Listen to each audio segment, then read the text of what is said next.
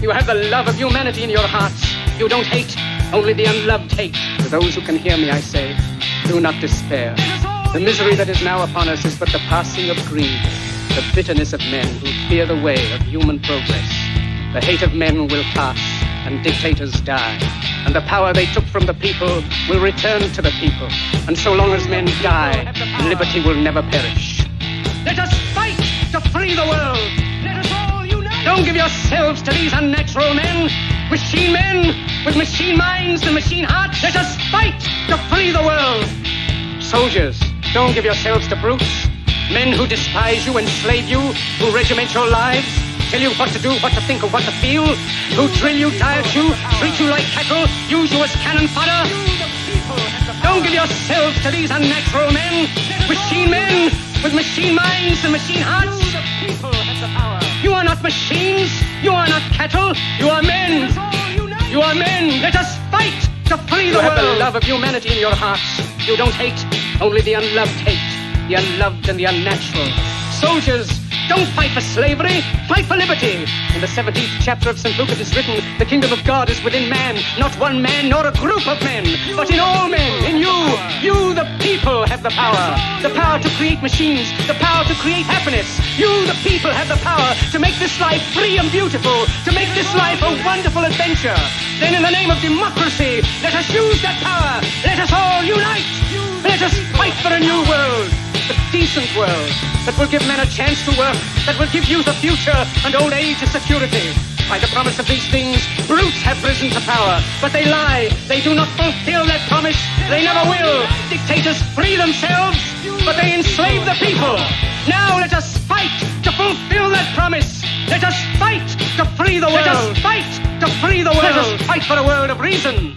A world where science and progress will lead to all men's happiness. Soldiers, in the name of democracy, let us all unite. Let us fight to free the world. Let us all unite. Let us fight for a new world. You, the people, have the power. Let us all unite. Let us fight for a new world. In the 17th chapter of St. Luke it is written, the kingdom of God is within man, not one man nor a group of men, but in all men, in you. You, the people, have the power. You, the people, have the power to make this life free and beautiful, to make this life a wonderful adventure. By the promise of these things, brutes have risen to power, but they lie. They do not fulfill that promise. They never will. Let us fight to fulfill that promise. Let us fight to free the world. Let us fight to free the world. Let us fight for a world of reason. A world where science and progress will lead to all men's happiness. Soldiers, in the name of democracy, let us all unite.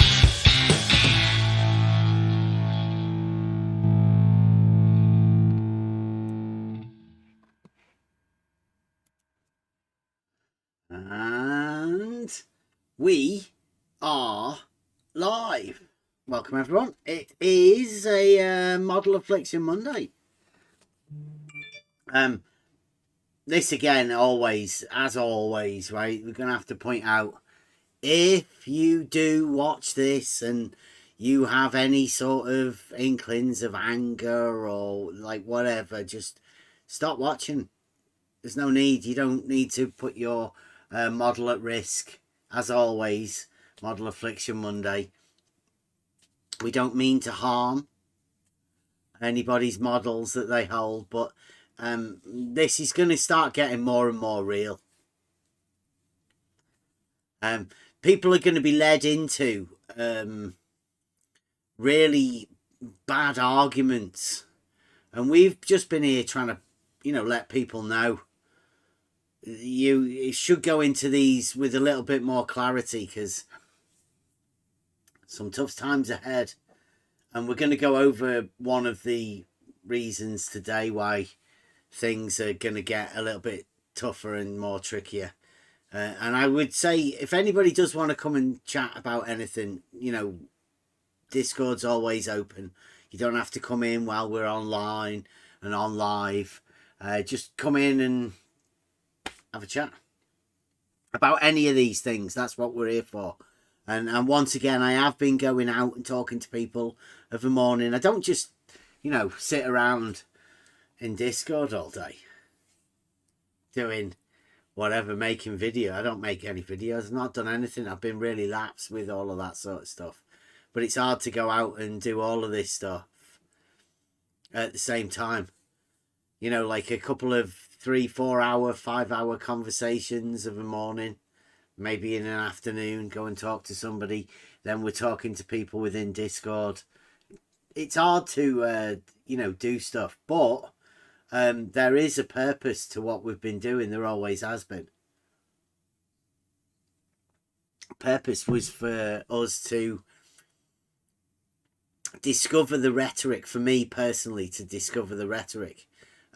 I just documented all of this stuff so people could be aware of what may happen and the consequences of saying things. Well, seems like those consequences have come around now to I'd say a pretty serious condition.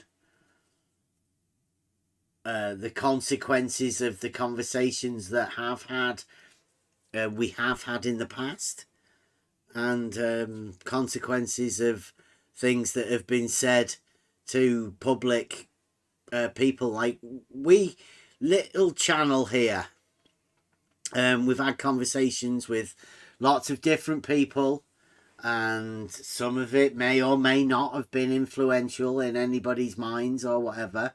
But I think we saw, I think we saw a fair few things a little bit before anybody else.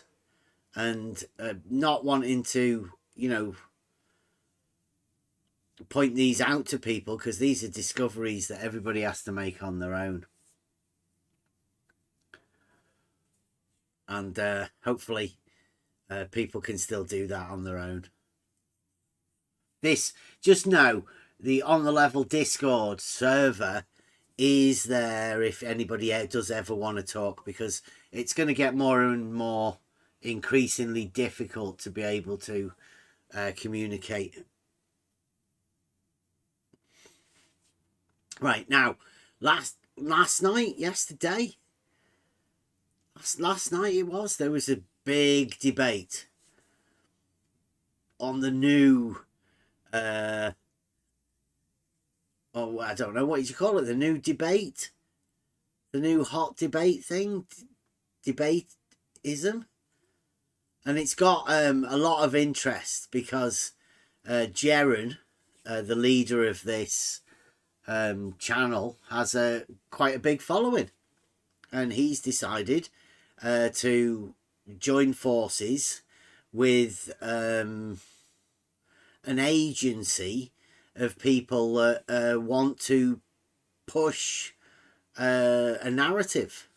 Not only Jaren, like Jaren wants to push his own particular narrative of Jeranism, merchandise, and, you know, Jaren being the guy, the nice guy that does this work. Well, he had a debate. Now, this debate was between a guy, me personally, that, you know, he helped bring me into this arena. Not like this arena, but he gave me an introduction to this arena that I'm pretty sure a lot of people would get. Jaren never brings this up whenever you're seeing these debates between, you know, these people. He never brings up the things they've said and the way they've taunted people in order to be able to get debates. But now it's a different booking agency for them being able to get debates, see? So there's the new upcoming YouTube star, and he's come from TikTok, Caleb, and Fight the Flat Earth was doing a debate on Jeranism. I say call it a debate. I don't think it was a debate. It was just like a freestyle conversation, backwards and forwards. Fight the Flat Earth gave Caleb a chance to make his points, and he wanted to talk about gravity and stuff. We could go over the entire debate, but I think there are other flat Earth people that want to do that sort of thing. Well, I think we should go over this one particular, just a short clip, and I might play this a few times. So let me sort of get this up and ready.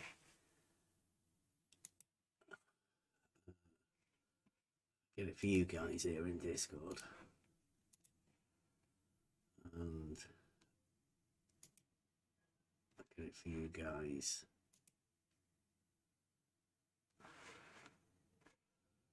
In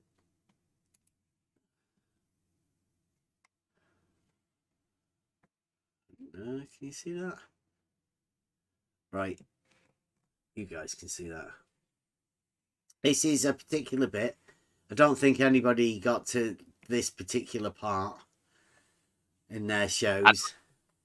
5 minutes of it, maybe 3 minutes Of the I can't be bothered with that channel. What, debateism? Yeah. Wow. Horrible. That's not right for you, Rob. Surely you watch everyone. You watch Nathan Oakley. I know. Yeah, every day. And you won't watch Jared? No. Wow. Yeah, wow. I know. I know Jared does have this thing with Nathan Oakley, right? And, you know, you've not been forced to pick sides, have you? Between the Jared and Nathan Oakley type. No, I just, that was something I decided on my own. Okay. Well, this was the new young, I think he's young. He looks young. You know, like the young lad that Brenda and McToon went for coffee with. This is the new breed, I think, the new superstars for this flat Earth arena. So people like Nathan Oakley and QE and all of that, they're being pushed out. This is the new hot stuff. Fight the flat Earth's debating him now. This particular little bit that we're going to go over, I think this is pivotal, right? This is a place in history that I don't think we'd ever come to. And I can't see how within a debate this was allowed to happen. But here we go. I'll play it first and then we'll go over it. Maybe play it a few times just to go over this. Right, but so this is... Listen to this. Or gravitational lensing caused by black holes hitting each other. Let's move on to the next point. You do realize, Caleb, though, that there's no such thing as scientific proof, right? You don't think that the laws of thermodynamics prove that high-pressure systems seek low-pressure systems? Saying that science doesn't prove anything is the most illogical. Hey, I'm talking. Is you just going to talk over me? You good? I just wanted you to be aware that in science, there is no... The concept of proof... I don't believe in that. I think science does prove things. I don't care what you believe, but there is no such thing as scientific proof. If you're trying to prove in science, then you're not doing science. You're doing pseudoscience. What's the definition of pseudoscience, Craig? Something that doesn't follow the scientific method. There's no proof in the scientific method. I'm surprised that you could define that. Okay, so just because you assume these, let's move on to the next topic. Let's Craig. move on because we've exhausted that same thing. Move on. So go Sorry, ahead. what? So let's move on to the next topic so we don't just keep going on that same thing. Whoever wants to bring up the topic, go ahead. Okay. How do you prove the Earth's in motion when relativity assumes that? Okay. That's the end of the clip, right? Well, analysing it a little bit deeper, what's gone on here is like the flat Earth has just got away with saying that there is no proof. And more than that, if there is proof, it's pseudoscience. Jerry moves it on. Like the flat Earth has a grin.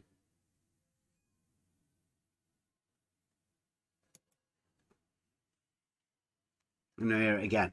It's a little bit more. There's a couple of things that if you don't stop it. Caleb was talking over him, and now I'd be kicking myself for that, because this was a clip that he could really have done with keeping, rather than talking over him and do the what do you call it, the fundy muting thing, because it does it literally. It cut Fight the Flat Earth mic.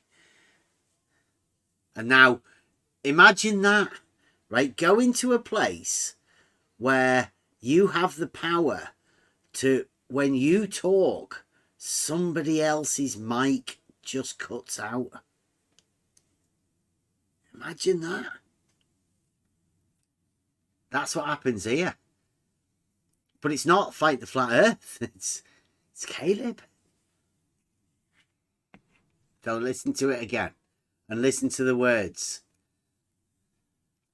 more carefully. Just that the laws of thermodynamics prove that high pressure systems seek low pressure systems. Saying that science doesn't prove anything is the most illogical. Hey, I'm talking. Is you just going to talk over me? You good? I just wanted you to be aware that in science, there is no, the concept of proof. I don't believe in that. I think he said there, right? Because Caleb talked and that cut Fight the Flat Earth out. Right, I'll go back a little bit, and you can't really you can see it in voicing it. Is you just going to talk over me? You good? I just wanted you to be aware that in science there is no, the concept of proof. I don't believe in that. The concept of proof doesn't exist. Not that proof doesn't exist. The concept of proof doesn't exist. I think science does prove things. I don't care what you believe, but there is no such thing as scientific proof. If Cool. you're trying to prove in science, then you're not doing science. You're doing pseudoscience. If you're trying to put proof into science, then you're not doing science. You're doing pseudoscience, as Fight the Flat Earth. Now, where does that leave us? Where does that leave us in a debate scenario?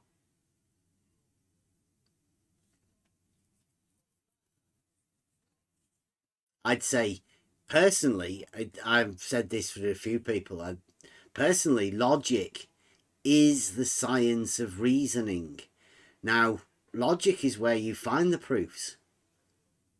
But apparently, that isn't science if there is proof. So if it's logic and you can find a proof through logic, then according to Fight the Flat Earth, it's not science.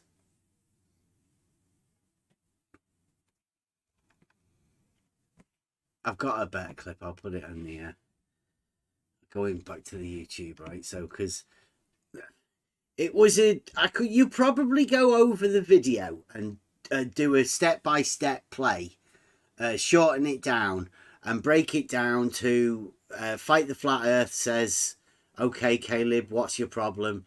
Caleb says, gravity, I don't believe in it. And Fight the Flat Earth says, well, gravity is there, right? It's gravity. Just the usual stuff. But there is an interesting part where Fight the Flat Earth goes over a proof that he has for reciprocal zenith angles. Now, as we know here, that's supposedly a geometric proof. But Fight the Flat Earth says that proofs don't exist. That's pseudoscience. So, I mean, we can go over that at some other point, I think. And we might go over it, but let me get this video here in the Discord for you guys.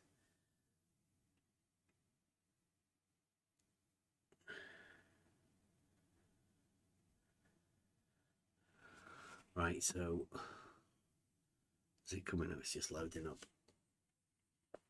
Right, I clipped that to stop Caleb, or not to stop Caleb, but you know, like to get rid of all of those clips. So this is Fight the Flat Earth clipped. What's the definition of pseudoscience, Craig? Something that doesn't follow the scientific method. There's no proof in the scientific method. You do realize, Caleb, though, that there's no such thing as scientific proof, right? You good? I just wanted you to be aware that in science, there is no the concept of proof. I don't believe in that. Care what you believe, but there is no such thing as scientific proof. If Cool. you're trying to prove in science, then you're not doing science. You're doing pseudoscience. Okay, so let's move on to the next topic. Let's Craig. move on because How do we've you prove- exhausted that same thing. So go Sorry, ahead. what? So let's move on to the next topic so we don't just keep going on that same thing. Whoever Yeah. wants to bring up the topic, go ahead. Let's move on to the next topic. Let's Craig. move on because How do we've you prove- exhausted that same thing. So go Sorry, ahead. what? So let's move on to the next topic so we don't just keep going on that same thing. Whoever Yeah. wants to bring up the topic, go ahead. So I left that little last bit in, just so you can see body language. We do have a body language people here. I'm going to say guy, but I mean, there's more than one, so... there's a lot of, let's say, strange hand gestures, touching different parts of the face, but glasses adjustment. The scientific method. There's no proof in the scientific method. You do realize, Caleb, though, that there's no such thing as scientific proof, right? You good? I just wanted you to be aware that in science, there is no the concept of proof. I don't believe in that. In science, concept of proof doesn't exist. Caleb will be kicking himself for cutting him out there. Didn't get a full clip of that. Is anybody else in Discord not hearing it, or is it just me? It's only in the Discord stream. I've In the clicked YouTube it. stream. It's in the Discord live chat. In the live chat. Yeah, Okay, thank so you. it's a 49-second clip. You can have a go at listening to it, see whether you can pull any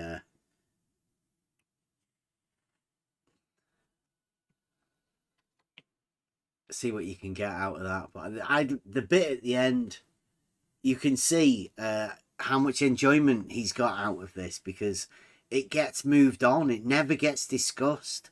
It never gets resolved. He gets away with saying this. There's no proof.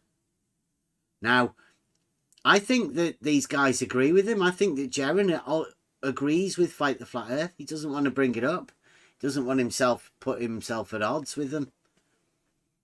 What you believe, but there is no such thing as scientific He proof. wouldn't, though, If you're right? trying to- Because we've seen the discussion between Jaron and Nathan. Mm-hmm. And I think Jaron agrees that science doesn't prove anything. Yep. So why would he? Mm-hmm. He definitely doesn't want that conversation. He didn't necessarily want to have it with Nathan. So Yeah. what would be the purpose of the science? Exactly. If science That's doesn't the question, prove right? anything. So what's purpose? And within the debate arena, the moment you were to show him proof, when he says, "Can you give me proof of that?" and you supply that to him, he now can dismiss it as being pseudoscience. No proof in science. And this is just obviously not only incoherent statement, but this is just not true, because science is knowledge, and knowledge, we gain knowledge from proofs. So I would say that proof equals knowledge in science, specifically in science that are based on proofs, not only on correlations or coincidences, something like psychology. I'm talking about physics, mathematics, geometry, yes, that kind of things, that you can prove cause and effect relationship. then you have proofs for that. Because, for example, modus ponens and modus tollens are based on antecedent and consequent relationship. It means there is a cause and there is an effect. So if you have established cause and effect relationship, proving something between antecedent and consequent is science. So if you have proved something, you have science, you have knowledge. So they are saying fight the flat earth and others, flatsoid also, they agree that it is not science. But it is just not true, because without proof, there is no science, I would say. And everybody knew that back in the day. For 2,000 years, people knew that without proof, there is no science. And now people like Fight the Flat Earth are saying completely opposite, which is nonsense. But you get away with saying nonsense. Like Jaron said, let's move on. Let's just change the subject. Let's, this is getting old. It's like, it's not getting old. This is the crux of the debate. How can you debate somebody that says there is no proof? What's the point of debating? What are you debating? What are you debating? You can't have an argument, because arguments would end up at proof, providing you do a proper argument, right? Yes, indeed. And by the way, if proof is undeniable, so-called logic proof or apodictive proof, then you know that you know, because without proof, that logic proof, you only believe that you know. Or You've got nothing to experiment, to, absolutely put the nail in, have you? Yes, if without demonstrative proof, you can believe that you know. You suppose that you know, but in Aristotelian sense, having knowledge means having certain knowledge, and certain knowledge is by proof. So if you have logical proof like syllogism, it is there is proof, and then you can say that I know for sure. And that is certain knowledge. So you're not. So do we give Craig the benefit, if you will, of limiting his comment about no proof to only the scientific method and nothing else? And then if so, what does that mean?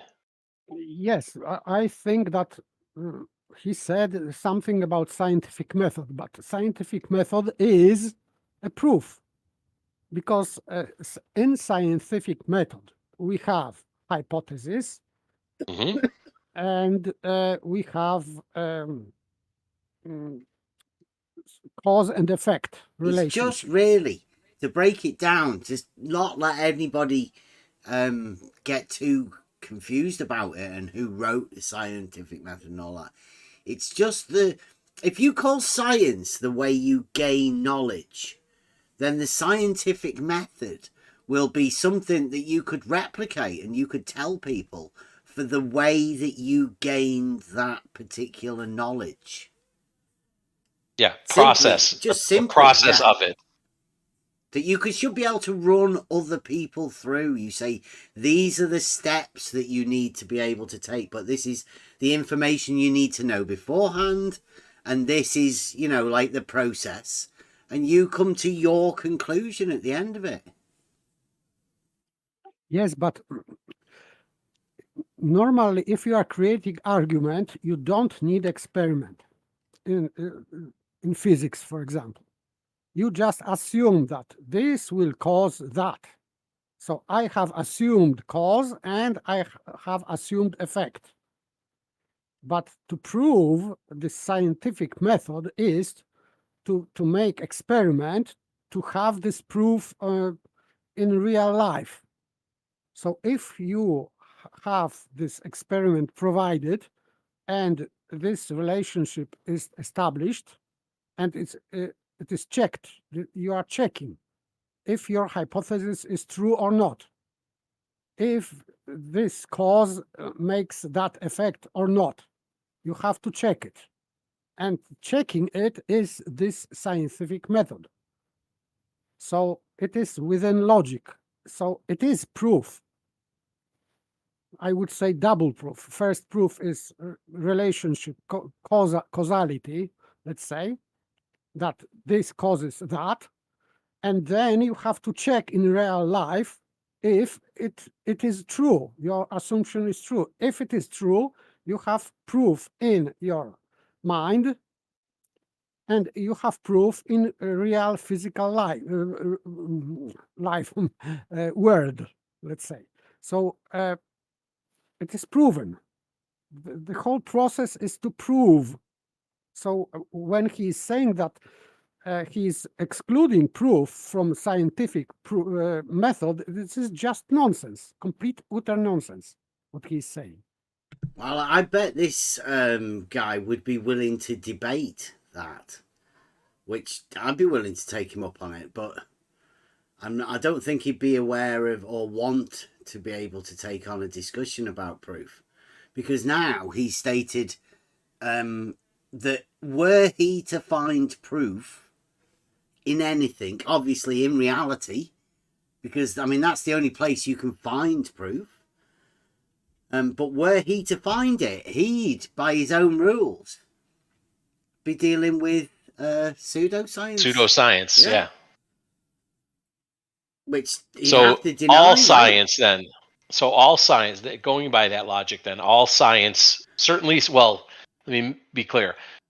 Any science that includes the scientific method is pseudoscience if you believe a proof can be derived from it. Yes, and if that's you probably the proof, clearest way to say it. Yeah, the best way to know that you're doing science would be to not have proof. Imagine saying that. Yes, I'm certain I'm a scientist because I definitely have no proofs. Yeah, this is idiotic. Completely idiotic. Right. And then science, but would actual science that's not pseudoscience be science that you can't prove anything with? Does that follow? Well, I mean, within this arena, because that's what he's talking about, right? You have to take yourself out of the real world arena and place yourself entirely within this paracosm of model versus model. Right. Right. But I've been going out and talking with people this morning to go and check. Just a random few people, but you know, if you know the right places to go to, then you can hear the defenders for this. We might go round to getting a few of these conversations out. And would you like to go over that? I mean, I can, but if we talk over it first, before you get chance to hear the sophists' view. I think we need to explore the consequences of no proof within science first. Yeah, at least in this arena, right? I mean, just in case anyone goes to any place else within this arena, then at least you'll know whichever model someone is vying for, whether proofs mean pseudoscience or no proof in science means that's real science. Yeah, and the consequences for what he says, because Fight the Flat Earth and Hours said this, and there are other people, you will hear them saying that, yes, they agree with what he says. So what about people? I know not many people in reality actually hold proofs for themselves, but there are people that do, right? Let's say mathematicians, or, you know, like people that have looked into things that hold proofs dear to themselves, right? They've worked hard for those proofs. Well, according to this man here, if you were to bring that up within a conversation with anybody within these arenas, you would be labelled a pseudoscientist by this man. And I don't know whoever else would agree with this man. It sort of explains why it's been difficult for us to talk about the proof of the straight line lying within the plane, or the proof of level being horizontal. You know, like we've done these sort of things. We've worked them out. We've worked the tests out. We've done the proofs. We've worked out the arguments. We've laid it out to come to these, like paper says, you know, these logistical proofs where you lay them out and you can formulate the proof in your mind, and then all that's left is to check the final, call it the scientific experiment, you know, to verify your proof within logic, or, you know, like within your mind, really, because we were talking about these models that people are fighting for, and it might be in the conversation we're about to hear if we get to work that. But the model that you have for a circle, a triangle, a square, that exists within the mathematical realm. That's within your mind. That model of the perfect triangle doesn't actually exist. It exists in the same place where these logical proofs come from, or where they're stored, where they get worked out. And the model that you use to derive these proofs is a logic model. It's a Euclidean mathematical model that you've been taught from the basics of mathematics. We only get here from an understanding of the models that we already hold. And everyone requires that Euclidean. And when you get to these sort of the depths of the argument, when somebody tells you there are no proofs in science, it might sound strange. But what it's meant to do, I think, what Jeron's allowed this to do now is people to, would you be willing to speak up? You know what this man calls people for practicing this pseudoscience, for holding proofs, having the proof that level is horizontal, teaching it to your children, gets you labelled a pseudoscientist. But I mean, he uses stronger words than that. Most people should know what this man calls people. I mean, he didn't call Caleb it. He must save that for the back rooms, because it's not a good look. But you know what he means when he says there is no proof in science. You know what he means. And there's going to be a time now coming pretty soon, a social justice 1984 type misinformation thing that's going to be going out. This man here, I think so. I think it's already happening. Yeah, I think this is like a big push. This is the push at the minute. Simon Dan's doing it. They're all coming out. They want to make this big. And this Caleb, well, he's got a big audience on TikTok. He's in with the kids. Well, we should. I mean, Caleb did say that he didn't believe that. I thought that was a weak argument, or weak debate tactic to tell Craig that he just didn't believe that what Craig said. But it'd be interesting to have Caleb on to discuss this. It's like, I'd love to have a chat. Well, like what proofs? What proofs do you have? I would personally say, right, because Fight the Flat Earth within this, he does go over the reciprocal zenith angles. Well, it's sort of our speciality. geometry, logic, reasoning, and proof, right? Because that's what he's talking about. He's talking about proof. Now, he says there's a proof, but he says proofs are not within science. So what's the reciprocal zenith angles about then? If it's not proof, can't be proof. Right? Yeah. But Blue Marble Science is your man for that. Well, actually, it's Brenda.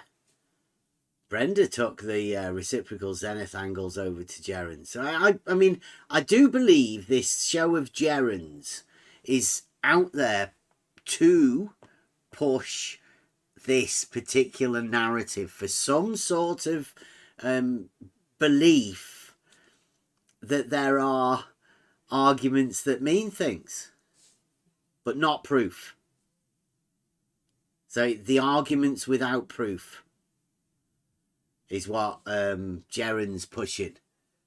And he's making it believe that these people, because they're talking nice and they're friendly to each other, that there's some sort of an argument going on here. But no proof.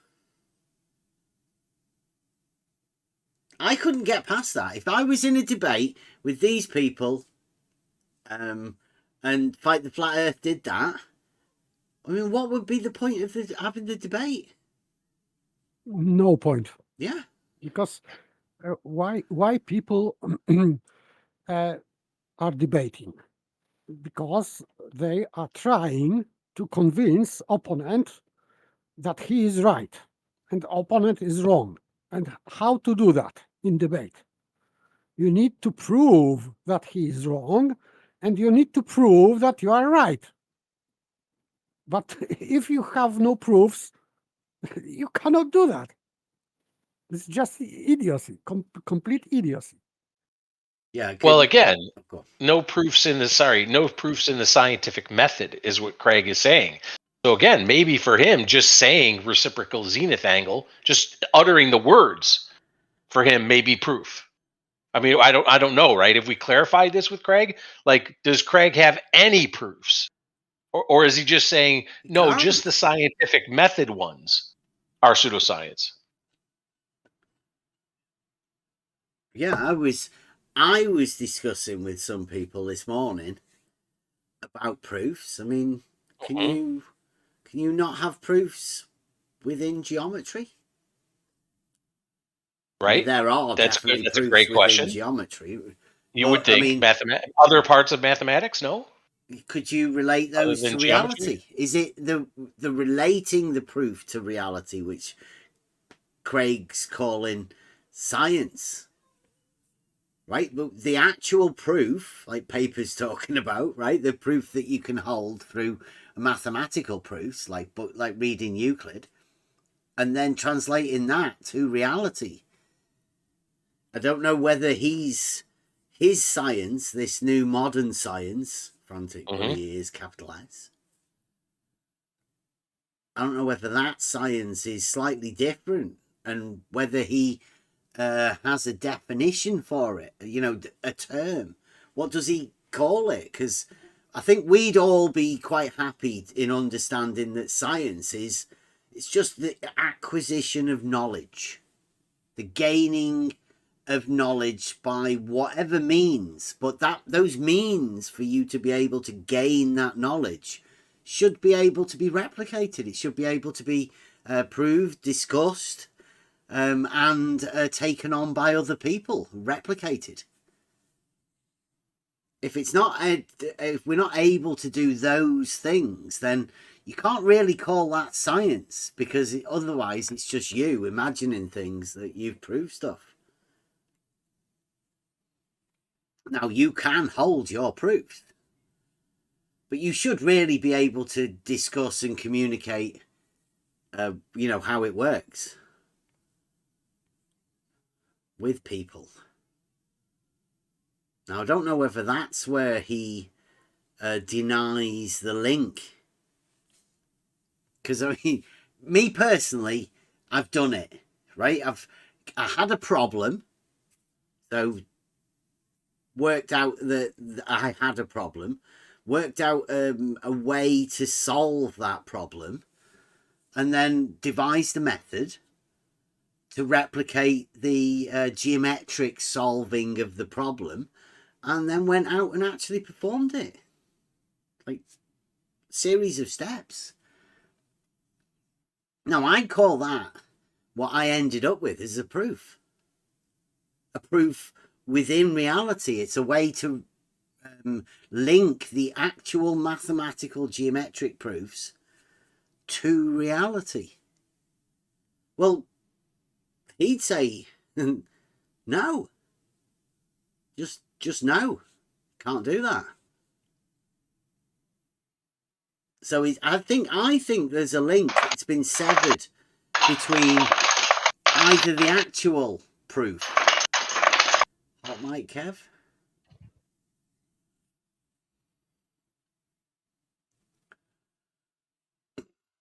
I don't know. I don't know what's going on.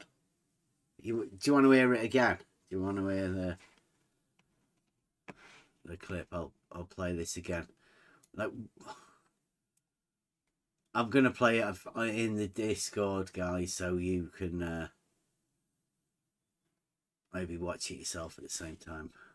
The last bit's the killer. His face at the end. See what happens. What's the definition of pseudoscience, Craig? Something that doesn't follow the scientific method. There's no proof in the scientific method. You do realize, Caleb, though, that there's no such thing as scientific proof, right? You good? I just wanted you to be aware that in science, there is no... The concept of proof... I don't believe in that. I care what you believe, but there is no such thing as scientific proof. If Cool. you're trying to prove in science, then you're not doing science. You're doing pseudoscience. Okay. So let's move on to the next topic. Let's Craig. move on because How do we've you prove... exhausted that same Move thing. on. So go Sorry, ahead. what? Face. So let's move on to the next topic so we don't just keep going on that same thing. Whoever Yeah. wants to bring up the topic, go ahead. Let's move on to the next topic. Let's Craig. move on because How do we've you prove... exhausted that same thing. So go Sorry, ahead. what? So let's move on to the next topic so we don't just keep going on that same thing. Whoever Yeah. wants Craig's to very happy. bring up the topic, go ahead. Yeah, when he says at the end, let's move on. Let's change the topic. His face, you can see. That's mission achieved. He's got away with it. Yeah, mission accomplished. Yeah. Yep. Loving it. Even it seems as though Jaren was, there was a like a loving sort of look over to Jaren. Yeah. Mate. It was They perfect gave him- on the screen, Gave actually, him a as well. big smile. Might have even blown Yeah. him a kiss. It was like he was actually looking at Jaren. Yeah. When like Jaren was in the chair next to him in his flat. In Thanks, his Jaren. home. Let's move on. But again, same team, right? I mean, at least we know now. Wouldn't you say? Same team. I've always said same team, right? But it's becoming team. more and more apparent. Yeah, you're definitely same team. Right. I knew that it is same team, at least for sure, when Flatsoid and Fight the Flat Earth were debating. Mhm. So since I listened to their so-called debate, I knew that they are on the same side.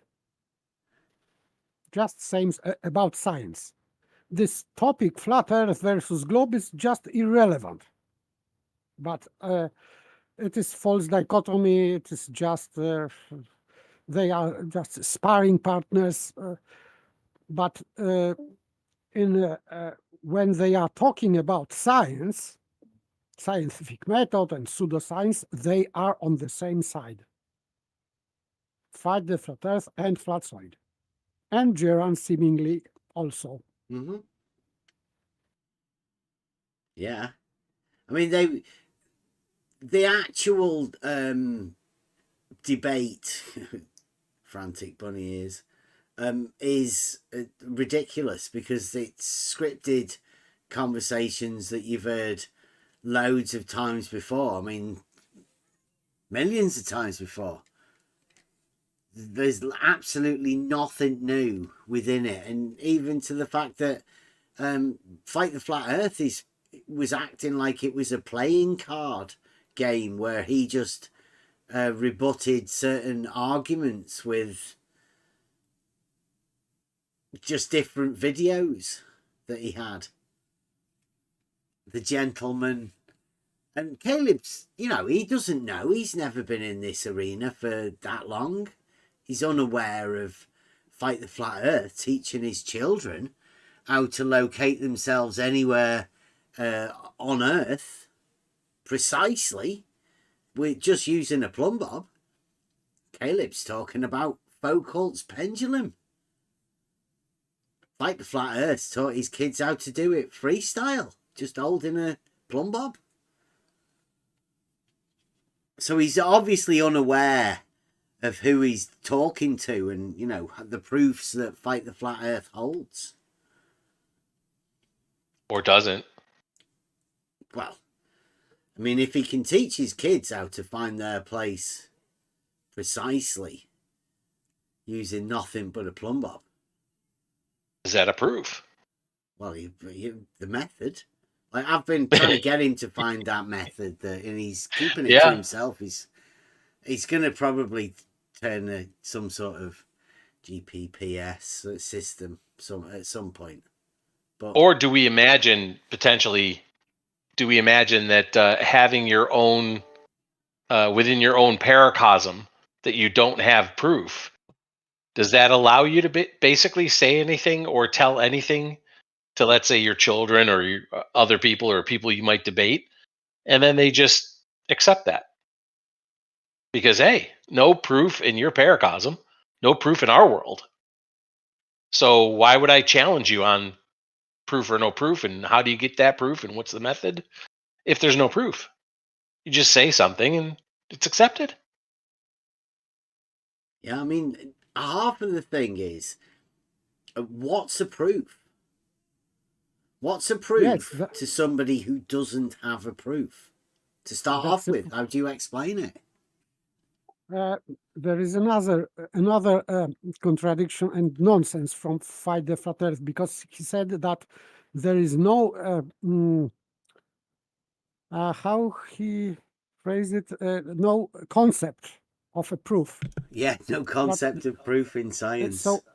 So if you have no concept of proof, so you cannot say what is proof and what is not. There's no point in science to start off with if there's no concept of it. Yeah, so of course you have, because if you, it is nonsense, because in order to deny proof, you need to know what proof is in order to deny it. How can you deny proof without knowing what proof is? And knowing what proof is that concept of proof. So it is just complete nonsense. I don't know if he was well. Yeah, because just complete gibberish. I was calling this earlier paper, right? I was calling this a bridge of asses. Because, okay, saying the statement, fair enough. But it comes with implications, further implications. And if you can't bridge that gap to see the implications of what your statements make, then that's got to be a bridge of asses, right? They just can't cross it. He can't. Fight the Flat Earth cannot see the implications. I mean, he was chuffed that Jaren helped him out to move him on. But I'm not too sure he can see the implications. I'm not too sure anybody else, around them can see the implications. Here's a question. Could you have proof that there's no proof within science?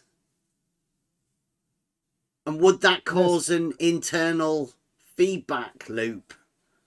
Yes, because you have to prove that you have no proofs in science. And then that would be pseudoscience, wouldn't it? Because you've got proof. Yes, but the silly thing is that you have to have proof for not having proof.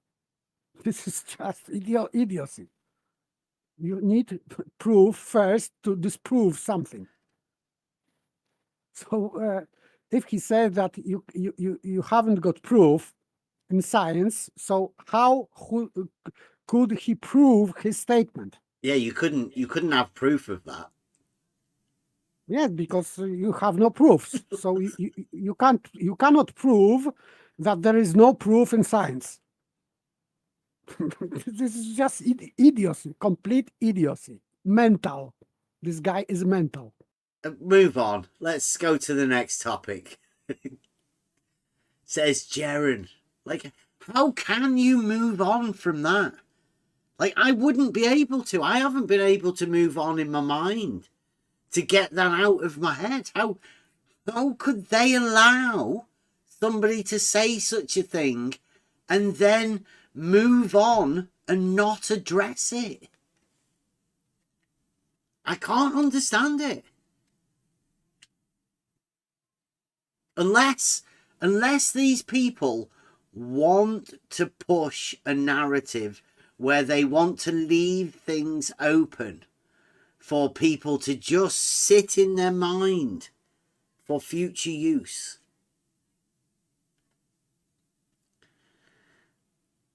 The pleonasm has been there, just sat there, waiting for people to, you know, grasp hold of it. And they have. Oh, it's took a couple of years. People saying things, and now other people are repeating it. They're repeating it without knowing. Remember, Buster told a story of when he first came here, and he was talking about tangents, and we questioned him on his use of them, and he was only using the use of tangents because somebody else had given it to him as a talking point. He didn't know why he was using it, and he didn't see the implications until we pointed it out. And then he just stopped using, you know, tangents within sentences where they weren't needed.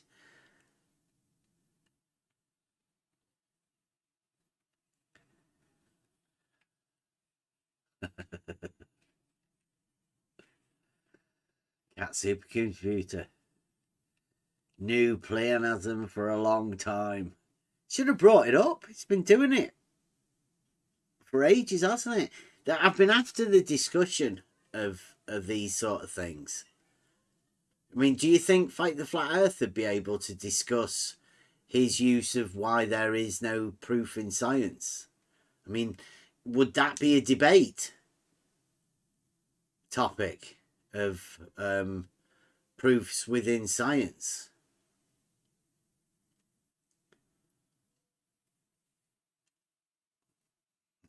Unsure. You cannot move from that. Well, I mean, it is just impossible. you could though, right? You could definitely argue for proofs within science. Yes, for that, yes, because you can demonstrate that, but you cannot prove, as I said before, you cannot prove that there are no proofs. Yeah, but you can, if you can prove something, then Fight the Flat Earth would necessarily have to deny it, right? He would have to, going under his own rules. So we've been talking about this for quite a while, right? The proof of dogmatism would be denial of a proof in the face of an obvious proof, right? A denial of that would be proof of the dogma. The dogma being there are no proofs in science. Every proof within science would be required to be denied by anybody holding that view.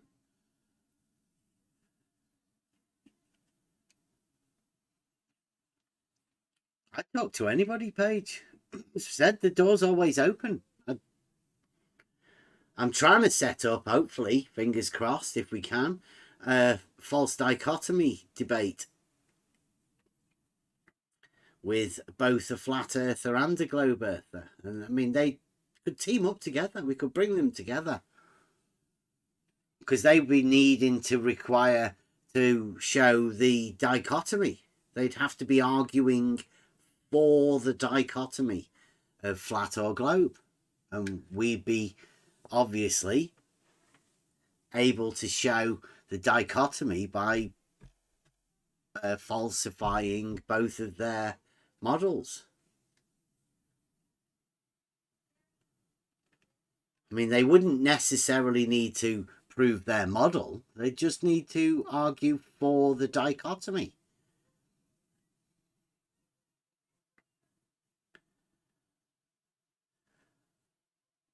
Is in the YouTube chat, is Paige asking for Fight the Flat Earth to come in to talk about proofs, or Caleb? Yeah, because I don't. That'd be interesting for Caleb to come over. Yeah, it would. Yeah, I don't see any way Fight the Flat Earth would come over. Well, if Caleb does want to come over, and we can take him through the reciprocal zenith angles, RPUs, equipotential angle of adjustment, perpendicularity. It's sort of our speciality. Don't talk of the not that. Well, we can talk of the equipotential angle of adjustment and the necessary for it to be there. Impossible things that are required to. And obviously, if you have a proof, the people have to deny those proofs. Also, dogmatic proof of globe. The dogmatic globe. Yeah. Paige was talking about Fight the Flat. Yeah, Paige, one can hope, but no. I don't know that it would do any good necessarily. How do you have a conversation with someone who claims there is no proof except the proof that he claims that there is when he spouts his words? That's pretty specific, right? I mean, no proof in science or the scientific method. But if I say reciprocal zenith angles do X, it's proof. If I say gravity is this, it's proof. Or is it not proof to Craig? I've never heard Craig say that's not proof. I think it just is. It just is. To somebody who holds no proof, it's hard to describe what proof is. Yeah, indeed. It's one of those things like love. It's something that you hold, and it's hard to describe. There probably are no words for it, I think. So therefore, it's it's something that you gain, and you'll know when you've gained it because you will discover that you have a proof. It's sort of like an epiphany, but perhaps not as strong. It's more of a knowing. Like it comes to you in a way that you already knew it anyway. Because you've gone through the process, but the actual proof, it's a strange feeling. If it is a feeling at all, I don't know. It's hard to express. But the conversation that can be had about these sort of things is, that's the way we learn to grow. Through communication. So, yeah, if anybody does, again, come in and wants to come in and talk about these sort of things, then the door's always open. No need to come in on the live show. Any other time's good time. And we do talk quite a lot. I go over to other places and have conversations with other people. Quite often too.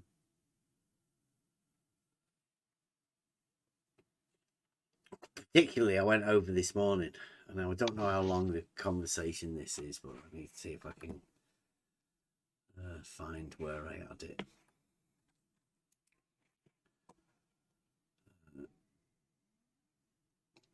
I've got a few of these conversations, and I'm unsure as to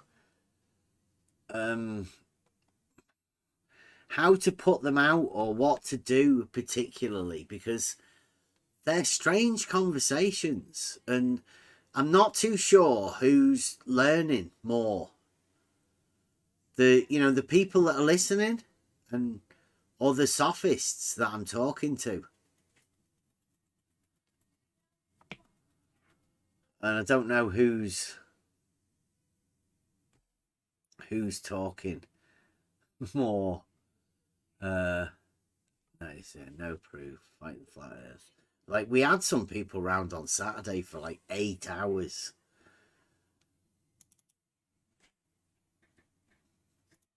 Let me move this over here.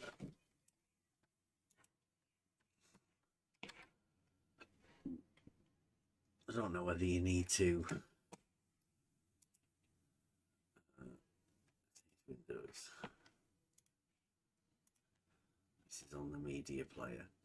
Don't know whether you guys need to actually see anything. It's an hour and a half this. What time is it now? 9 o'clock, so it is still early. Does anybody want to go over anything else first before I play this? Because I don't know whether us talking about this or going over it, I don't know what's... Like, if you guys want to interrupt or, point out anything that you think the conversation might be able to be improved or whatever, feel free to just, join in. Tell me to pause it or whatever. This is me talking to other people about this, and I don't know how long it is before we get into it. So you've got to take all of this as like an introduction. I can't just go into rooms and barge in Mr. Slave and would anybody want to meet? I can't do that. So I have a different way of working. So if anybody's got any tips or they think different methods might work, please let us know. I'll leave the Discord chat on so people can talk about it. One thing you're not going to hear tonight is eggshells. That's for sure. It's just banned eggshells. Quite a few people who we won't hear, isn't it? Take a moment to think about the people that we won't be hearing.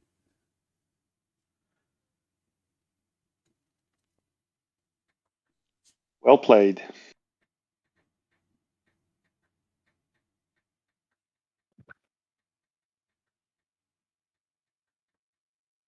Anyway, can anyone prove that plumb lines aren't parallel?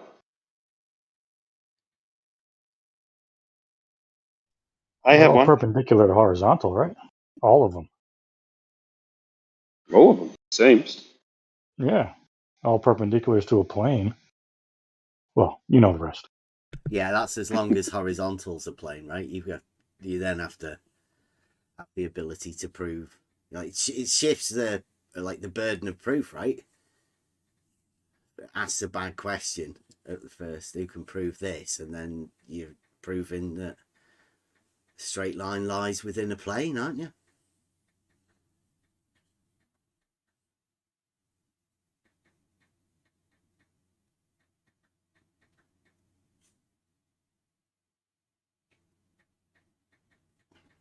Can anyone prove that? Well, that's what Dogs at Gods was doing before. Yeah? He was proving that a straight line lies within a plane. No, he was, saying, okay, because I heard him mention that plumb lines aren't oriented the same because the Earth's a ball. Yeah, he would say plumb lines are all convergent to a point. Yeah, I wanted to jump in, but I was sitting around with the kids, and I was like, well, how do you fucking prove that? Fight the Flat Earth, I think. Tried it last night. Did anybody watch that? The big debate. Yeah, I was going to ask who was he debating? How did that go? Caleb. The TikTok Oh, the guy from TikTok. Yeah. How did that go?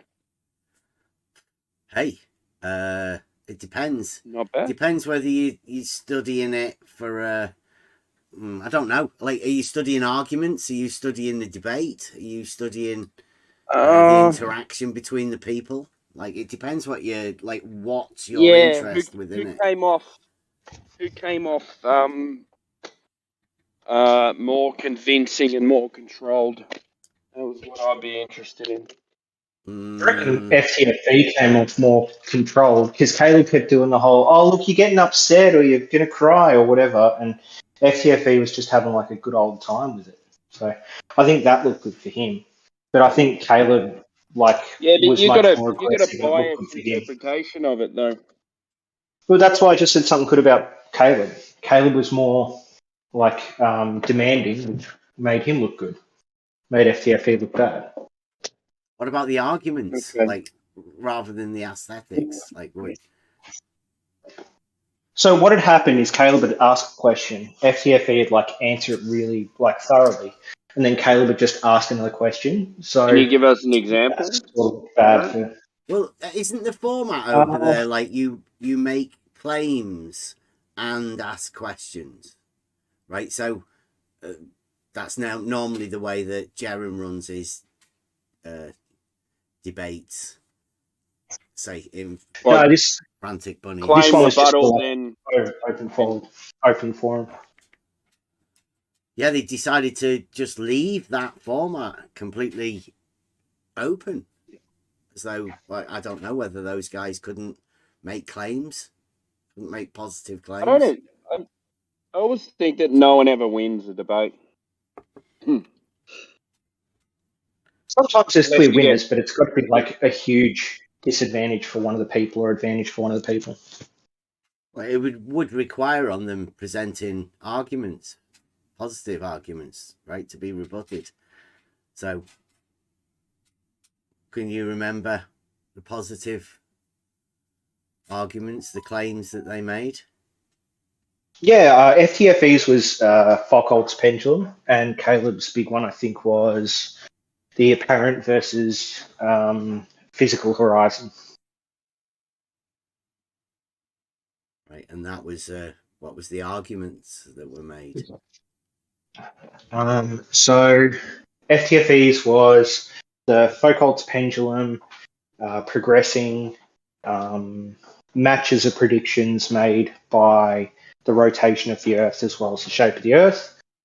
And Caleb's for apparent versus physical is that if the horizon can only be optically viewed as an apparent horizon, then it can't be a physical horizon. See, I can't remember that much of one thing, and I'm going to have to go back and get it. Fight the Flat Earth said that if you get proof from science, then it's pseudoscience. I may be paraphrasing it. Yeah, he did say that. That's correct. Do you agree with that, Bev? That stands out as science with proof is pseudoscience. Yep. Well, science that claims proof. So there's a difference between having actual proof and claiming proof. So I think that there's proof the Earth is a globe. I don't think claim. I think he said like actual proof. If there's proof in science, then it's pseudoscience. Yes. That's right. He said in science, there's no such thing as proof for anything. And that is absolutely correct. Okay, so if there is proof, then that's going to be called pseudoscience. Science equals pseudoscience. You're confusing the thing with the claim of the thing. So if you claim that there's proof and you're a scientist, then you're wrong. But if you can actually show proof, well, then good on you. But that you can't show proof because, like, the only proof you can do is mathematics or there logic. There are proofs in reality. What do you mean the only proof is mathematics? What do you mean the only proof is mathematics? That's fucking bullshit. That's the biggest bullshit I've ever heard in my life. All right, Mr. Upsteady Spaghetti. Jesus Christ. Yeah, but it is. That's silly. So the only How is it silly, mate? Mathematics. No, Dog, I think you're confusing something here. What he was saying was, if there's anyone who claims they are a scientist, and they also say there is proof for something in science, then they are not really a true scientist, because no true scientist would ever use the word proof when it comes to a theory or an observable phenomenon. I'm gonna pause it there, right? This is just, Are you ready? I needs pausing, right? That's great. Yeah. That's what Fight the Flat Earth was saying. Some random YouTube guy is telling scientists that they cannot say that there is proof. Or at least within this arena, right? Fight the Flat Earth is saying that about scientists. He's not actually going around telling scientists that they can't have proof of anything, but they'd ignore him. It's ridiculous. One of the weirdest statements I've ever heard anybody have. But within this arena, this guy is defending Fight the Flat Earth. Fight the Flat Earth says it. This guy is now repeating and defending it for him. Yes, and while he is doing that, he is literally saying that scientists cannot say that he has proof for anything because it would make him bad scientist. Yeah. Or not, or maybe even not scientist at all. Yeah, remember he's Fight the Flat Earth, right? So if there's any scientists around here in this arena, don't speak up. Just keep your mouth shut. Because Fight the Flat Earth will call you a pseudoscientist. He might even call your company up. He might even have people around here that do that for him. Might put you on a list. Jonah the Scientist website. Then people, looking for you, finding information out about you. Seems to be pretty popular opinion, though, with the crowd. Well, I mean, I'm in over here. It's over at the politics server. Mm-hmm. So this is at the 24/7 Flat Earth arena. So, because I thought they'd be interested in this, right? This is one of their opponents that's stating something about science. So I'm talking to the Flat Earthers, and this guy's just popped up, and he's being allowed to say his thing, right? He's being allowed to defend Fight the Flat Earth openly. I mean, there is a guy there saying that sounds ridiculous. But, I mean, who's the scientist? Who's the people that are telling the scientists to shut up? They must have more authority, right? Carry on. See, that's there really is no proof. Because I would say, right, that science is the acquisition of knowledge, and you gain knowledge through proofs, right? That's how you gain knowledge. No, I'm sorry. So this seems to be a new modern version of science. No, perhaps capitalize the S. It is not. It is not. On the first pages of the book that I'm reading by Richard Feynman, he first describes what science is and what it is not. And he clearly states that science is a set of approximations of nature. And theories are approximations of nature. And when you have a good theory that matches observations, that just makes your theory stronger, but it still is only an approximation, never a proof. That's why you can... Okay, here's another one. Make a note of this. Was that? So hang on a second. About this Feynman. I was just going to say, right? So we have to keep. Well, now paper. Come on now, shadow giants, right? Yeah, you have to keep track. Clearly, this guy is possibly misrepresenting Feynman's words, because I know what Feynman said, right? It probably went along the nature is God, and you can't get there. So science is just the understanding of that.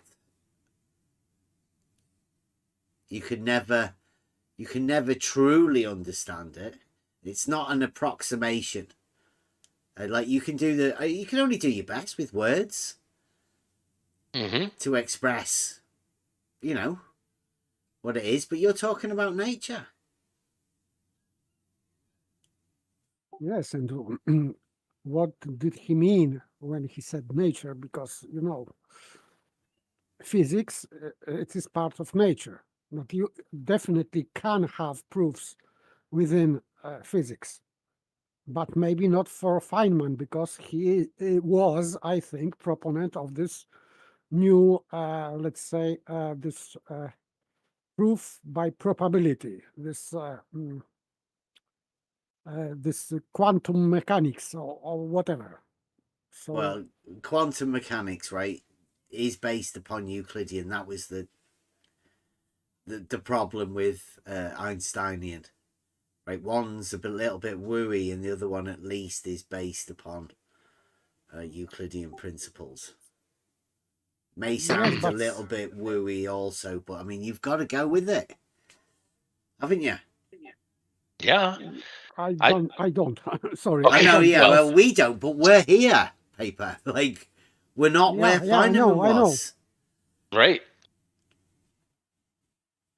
If you look into what Feynman does, you can find some noble things.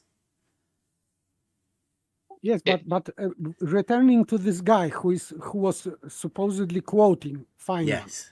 But still, Aristotle defined what science is. So people knew for 2,000 years what science is without Feynman. Yeah, anyway. Yeah. Feynman was no different, right? Feynman went with all of Aristotle's laws as well. He knew you couldn't do any of the other stuff. He knew exactly what Aristotle knew. So yeah, I find it interesting that this guy has placed the shadow giant there, and he's got the words of the shadow giant. Like, this is just him reading a religious text. That's the important thing. Yeah, exactly. And you need to keep track of these shadow giants, because you don't just have Fight the Flat Earth saying this, or this guy that Bev's talking to. Now you have Feynman, and you have, I mean, just do a search. Yeah. On is science proof, or is there scientific proof? Well, you could search, see what you find. Could try Googling it, but I mean, you're likely to get specific hits. Possibly wrote by people that were triggered into having no proofs in the first place. Right? See what you find. It's an I will say that this topic is just fascinating, right? It's interesting to hear that there can be no proof in science. I find that of little consequence, right? Because I'm okay with me. I find the interesting thing the people that are willing to defend it. That's what I mean. I just mentioned it, that Fight the Flat Earthers said it, and now this guy pops up to defend a statement. Now, is he doing that because I said about Fight the Flat Earth? Or is he, is he doing it because this is part of the religion, right? It's part of the religion. Like, I'm the one to stand up to do this. Yeah. I mean, you can guarantee this guy isn't a scientist. This is a sophist. You said the equivalent of a Christian saying Christ didn't rise from the dead. That's what you just did here to this guy that's now brought in Feynman. Yeah. So you're right. That's what I mean. That is the fascinating part. The defense of this. Well, I also as well. I'm in a flat Earth, probably one of the most hardcore flat Earth rooms anywhere, and this guy's being allowed to say it in rebuttal to me saying about. I'm trying to find what the flat Earthers thought of it, Because it doesn't. I don't know. I'm not aware that any of the flat earthers watched it. Because I'm curious to see how this new breed of flat earther are being taken by other flat earthers. Right, Guys, see, young lad, he's from nowhere, and I'm talking to people that I know for a fact they've been talking about the same thing for 5 years. Every day, on and off. Never ending. Yet they never get chance to go on Jeren and do their thing. So I'm wondering what what they think of this. How they're judging them. Whether Nathan Oakley and QE would be pulling them up and calling them over to give them the treatment for making slip-ups, whether Nathan Oakley's going to be popping over there like he does with Flatsoid to fix his Coriolis argument. And yet, somehow, I'm now talking to a guy that's defending Fight the Flat Earth. Weird, eh? You have Newtonian theory, then you can have Einsteinian on top of it. It's basically a progression of increasingly improving approximations. That's what science is. Okay, Peter. So would you say then that somebody like me that considers myself of having proofs within reality, would you say that would be classed as pseudoscience, or would you not have any proofs of your own? Would you feel jealous of me? Or would you sort of deny my ability to have those proofs? I would say that there's way more to life than just science. And science is a very specific part of human activity. And it's very humble and it's very aware of its limitations. And that's why a true scientist will never claim a proof. But another person could say, in their private life, they have proof of something, and maybe even something they believe in, and that's perfectly fine. But science is not all-encompassing. It's not everything, and that's just the way it is. In mathematics, we have proof, because mathematics is governed purely by the laws of logic, so we can have proof. But when it comes to observing reality using science, we have been humbled over the millennia, and we know that there's never proof. Well, there's no paradoxes in reality. You got to pause right? it. Because the law... Yeah, go on. Yeah, so, I mean, did you get that? To me, that was an important statement right there. That mathematics, you can have proof because there's logic in mathematics. Yeah, the implication there is that there can be no logic, or there is no logic in science. Yeah. Can't be. Because if that's the trademark, if that's how you determine whether or not there can be proofs, is hey, this is purely logical, and it's almost Boolean. You just 1 or 0, and that's it. So proof or no proof, you have to can't have that in science. Well, this is a sophist, right? This is a practicing sophist that's defending Fight the Flat Earth and no proof in science. Yeah. Well, certainly a priest, anyway. Yeah. I think he's attempting wizardry. I mean, it doesn't work, right? Because you can see through it. Once you can see through it, this stuff never works, and you'll be a bane in these guys forever once you start spotting it like this. But yeah, this guy, he's a practicing sophist, so he's contradicted himself. And he said that we, as scientists, we were humiliated over millennia.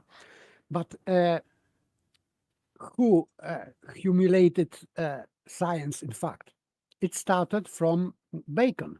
Yeah. To deny senses, deny logic. Before that, nobody said that we were humiliated. We knew what we knew. We could measure things. We can rely on our senses in science and in experimentations. So there was no problem. Problem started when people like Bacon and Descartes they started to deny science. Sorry, not science, but logic. yes, science I'd also. say logic. You but take away Yeah. logic and logic. senses. Logic Yep. and senses. Yeah. Yes, so this, and it is going on, denying senses and denying logic. I think what they That's- did, Bacon, I think he removed deductive logic, and he also got rid of self-evident truths. Yes. Right, and that's where the idea of these people now that they can just put anything in as an axiom. That's where things start, is the axioms, and that's just an assumption that you start with. I think that Bacon probably he removed those two things, and that was the initial underpinning of science that we recognize Modern science science. to be. Yeah. Yes. That's modern. So that's where science capitalized itself and differentiates itself from just gaining knowledge about things. Because you can have science of all sorts of different things.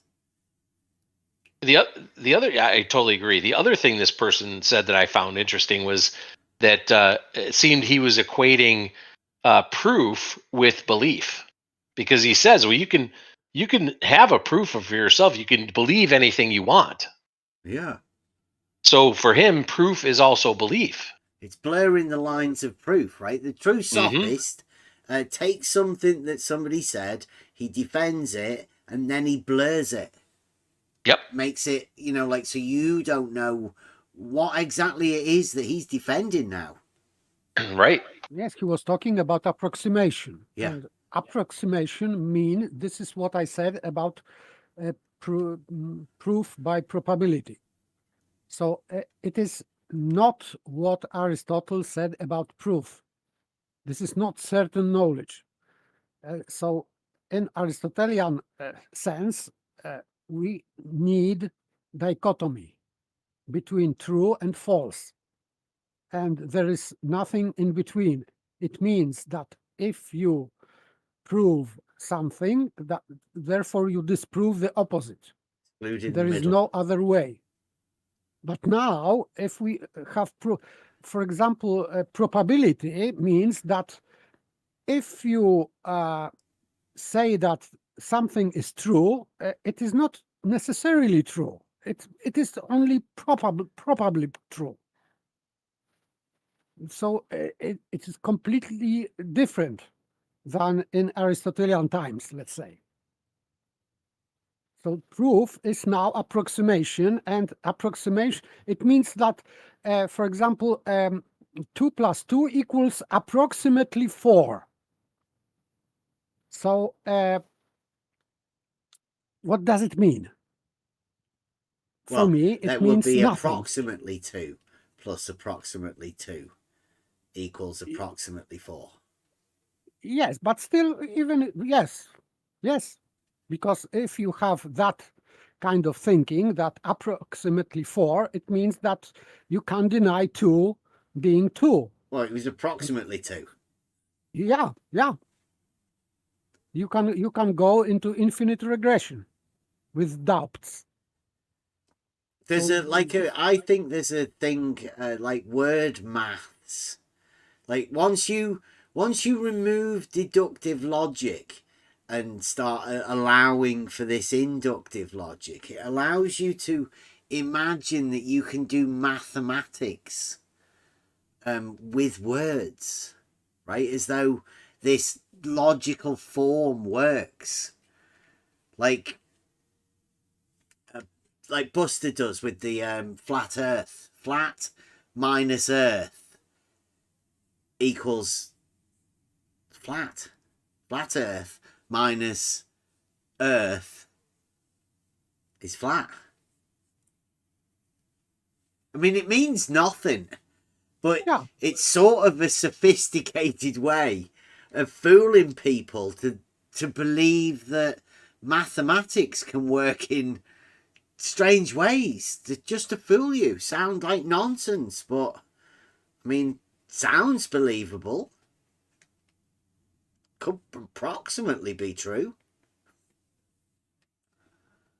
Very clever, the way sophists work. Now, as we're going over this, bear in mind that I think the sophists learn more from what we say. But there again, I'm not too sure that anybody really understands what we do say anyway. So there's a chance that people could listen to us and completely hear something different than what we are actually saying. But still, if someone, for example, is tracking what we are saying here, I would, for example, I can challenge this guy who is defending this proofs by probability and this modern science. I can challenge him on that. Yeah, but you're not always going to be in this room that he's talking. So, he'll still learn from what your challenges were and then repeat what he's learned to be even more effective within his argument. Because he'll know more with your rebuttal. That's what I'm saying. You've got... It depends, because who's got more to gain? The people that were there listening, or the sophist? Yes, I agree. This is right of the sophist. He's been allowed to speak, right? This guy, nobody's interrupting him.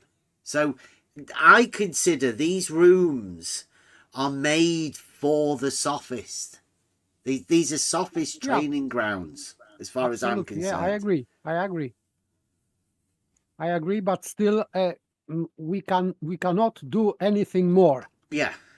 Yeah, I mean, what we are doing. There's a balance to be had for either not talking about it or talking about it. Even talking to the guys as I'm talking to them, I'm thinking, I wonder who's understanding this. I wonder if the sophist's gaining more, whether he's learning more, or whether other people are learning how to rebut him. It's hard to tell. Because a lot of people really dislike me and they've been given a wrong impression of me. So whether they'd want to take on the questions or whether they just know what to not say, I don't know. I think that problem is because sophist is trying to say what he is trying to say to his audience, for example. But if he meets people like us or like you, he has to change his sophistry. He has to rise his sophistry to a higher level. Because to fool people, normal people, let's say, he doesn't need to use sophistry on high level. So I would say that he will fool people as he was fooling people anyway. But at least he can hear that there are some people who object his sophistry. I would say that there is no harm if we are talking about that, because we will not prevent anyway sophist from doing what he's doing. That's why I've always said, if you stick to advanced simplicity and break things down to the most basic you can hardly be called for being a sophist, right? For people not following. Because yeah, I agree, but they will still call you sophist. Yeah, they do. Yeah, eventually, yeah. Like they are saying that you are flat earther. So maybe be prepared that they will talk about us and you as a sophist. So I am prepared for that. That paper organist is the most cruel sophist in this arena. I am prepared for that statement. Yes, maybe they will say that about me and you, or whoever here. just projection. Yeah, I think it's harder and harder for people to join in with the conversation. I mean, it might be not good to listen to, and I'd really encourage people to come in and just attempt to join in, because being part of it, it is easy. It's easier to just join in the conversation, you know. These sort of things, and always the conversations are led by the people that are in the room. And when you go into these particular rooms, you're speaking to the room. And this particular room here is like no other. You will never find another room in Discord like this on the level. Agents of the Logos. So yeah, you get led by the people that are in the room, and then it's sort of a little bit of a dance. Only 10 minutes in. Let's hear a bit more. Laws of logic, the laws of non-contradiction, apply to reality too. So why can't you take that logic and the laws of logic from mathematics into reality? Why can't they? I will happily explain. Exist in because both? our ability to perceive and observe is limited. It has nothing to do with logic. Like, speak for yourself. So, sure. So, a good way of saying this. So, Bev, if you construct a logical argument that is proof about something, for the shape of the Earth, something like that, then your premises can be unsound. You can have something wrong with either your thinking or like one of the observations you have. You could be delusional. There could be something wrong with that. So you can say, yes, it's logical proof, but then the person just has to question the soundness, and it's no longer proof in any sort of empirical sense. Yeah, I've heard that. That's another point Wow. I have to point out, right? You'll hear that. That's going to be coming a lot. They've been practicing it for a bit. That's fantastic. Yeah, they question, they say, just because it's a valid argument doesn't mean it's sound. Mm-hmm. Yeah, that's been going on quite long. Right. Yes, this soundness. Yeah. That's why I was arguing against Baby, because they want to, sophists, they want to throw out word truth. Well, no. They don't. Soundness. What they actually do, because they're speaking to people who don't really understand what any of this means, right? So what they're saying is, if you can construct an argument that everybody takes on, right, and it seems as though the argument's simple, right? You can follow it through to a conclusion. They're saying, well, to everybody, imagine that's valid. Right? That's what we call a valid argument, an argument that just sort of is true, right? Seems true. And then they're tagging on, doesn't mean it's sound. And what does sound mean in this thing? It means nothing. Yeah. It's just a confusion element to throw at people, to imagine that a perfectly valid argument that you can work through and come to a conclusion. There's something wrong with it somewhere. And further, the guy said, you just have to say there's something wrong with it. Yeah. He's telling everybody it's a sophist. Like, that's how you counter any argument that Bev ever brings round, right? It was directed at me. Oh, yeah. Yep.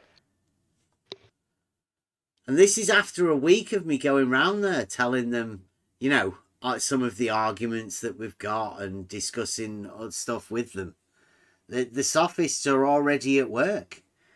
I don't know who that was, but that was a new guy that jumped in to tell me that specifically about logical arguments. Sophists. I've heard people say, just because it's valid doesn't mean it's sound. And there's one more thing, though. I've also heard people say, that's not an argument.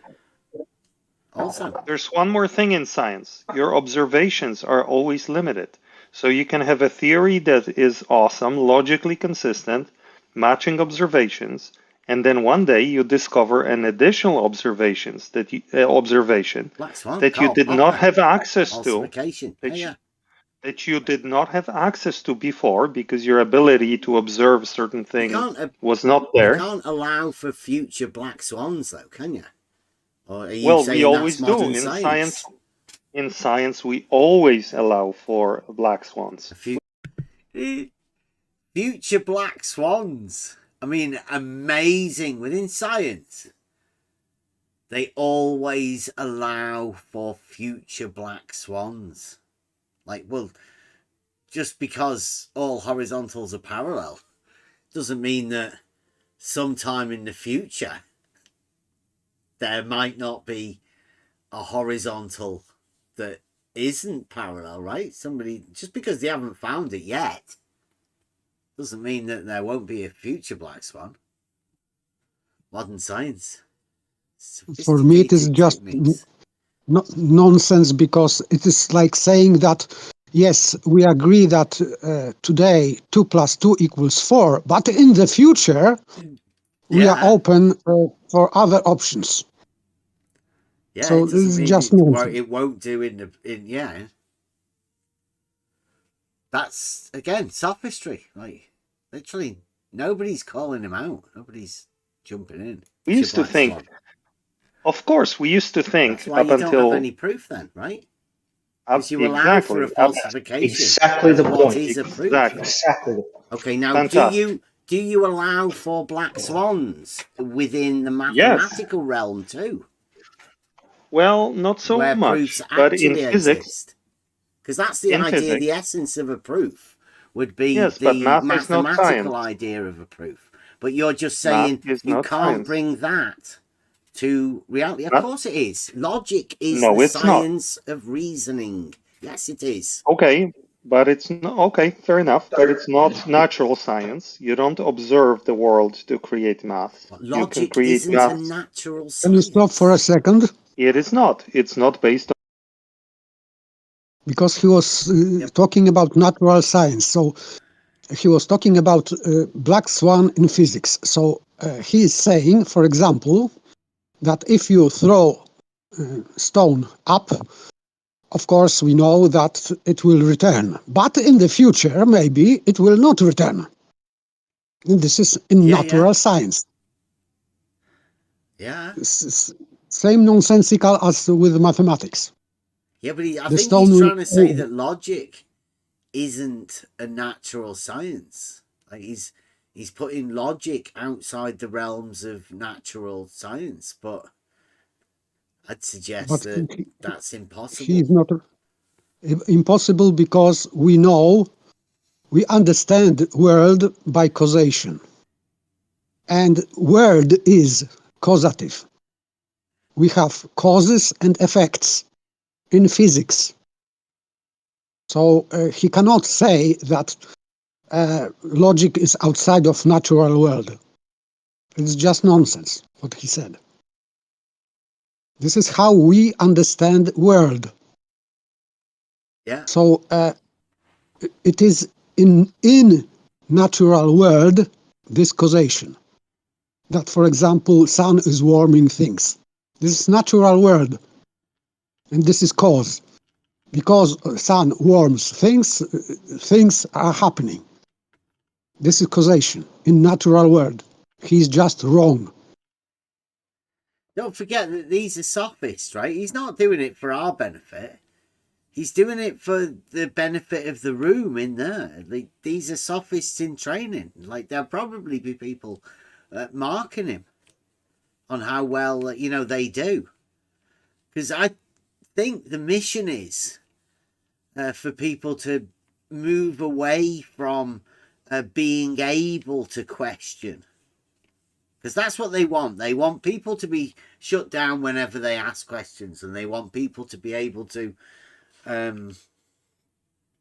shut those people down whenever they do say things. Because you can't just have people going around saying, asking questions, especially not all of these questions, pointing out things. You don't want teachers being, asked questions by children, anything like that, I mean, they might not be able to answer them. You might have to say, like, you know, there's questions that can't be answered. And, like, half of the thing they tell everybody is that everything's already been done. They already know everything. Well, I mean, it's a long time thing within science and philosophy that the more you know, the less you realize you know.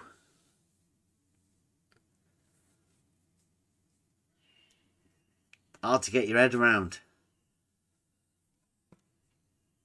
But there's a lot more that you don't know. An observation. Logic is a description. Yes. Well, are there the methods of scientific discovery in maths? Like, do you have to go out and observe something to confirm a theorem in maths? No, you don't. Really? So, yes. You don't have to confirm pi. Not in observation. Somebody else has already done that, right? Somebody's already done it and found a proof. No, actual pi is not observable in nature, a perfect pi. There is no perfect circle in nature. Do you have proof for pi being irrational then? No, mathematical proof, yes.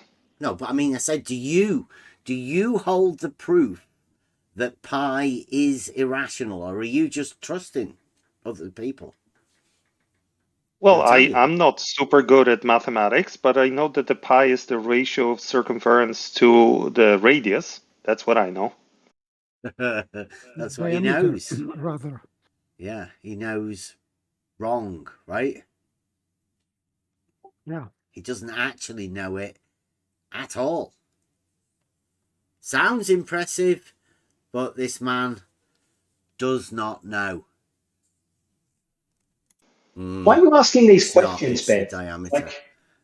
Yeah, but I'm really I interested. think you're just trolling. If you agree. No, we get. See the other guy jump in. Yeah, wants to know why you're bothering with this. Right? Yeah, he knew that the guy had messed up, but can't tell the guy that he's messed up. It's like a brotherhood, right? Defend your brothers. Never admit, right? Betty's side rule, right? But the way how he's defending, he immediately called you troll. Yeah, he attacks me. Yeah, you've seen it before, right? This is a long time tactic used by a lot of these people. They have people in rooms sitting around doing this. Yes, so he's defending by attacking. Yep. Yeah. Getting to the fact that Fight the Flat Earth said last night, science plus proof equals pseudoscience. And now that does sound a little bit ridiculous to me. I have explained this, didn't I? After what we've said, what do you disagree with? With the fact it sounds ridiculous. Science plus proof equals pseudoscience. It sounds really weird to hear that said by somebody in a debate setting. Because maybe you're relatively new to science. Maybe you're relatively new to science, so we're here to help. Can I give you an example of a black swan that occurred in physics recently? Right, so here, within 24/7, this man is telling me I'm relatively new to science, and now he's going to tell me about science from a Discord room. Chat room. Yes, now he's putting himself on pedestal, and now he's teaching you what science is. Speaking of authority. We were only talking about proof and like the flat earth calling it pseudoscience, so but I mean now he's going to teach us some science, so get ready.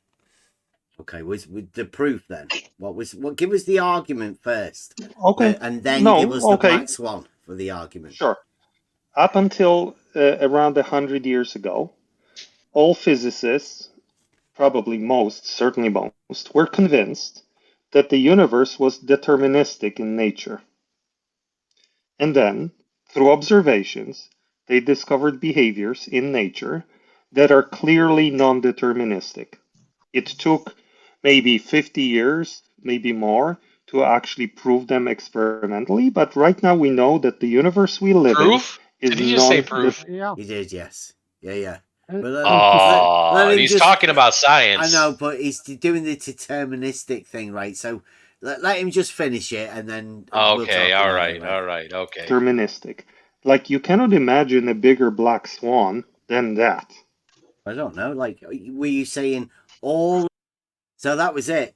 That was a black swan. You can't imagine a bigger black swan than the scientists, all of them, some of them, probably most, thought Majority of them anyway. the universe was deterministic, and then through experiments they found out it wasn't deterministic. Within 50 years. It took about 50 years, Yeah. but the hundreds and thousands of years before that, no. Yeah, but But what's, still- what's it took 50 years. deterministic? But still, What is it? Yeah. watch his language. Watch his language. He said that scientists had convictions. Yeah. So it Convinced, was not proven that the word is deterministic. It was just convictions. But what does of- deterministic mean? Like, what are the people that are listening to him saying that? What's deterministic? What does that actually mean about the universe?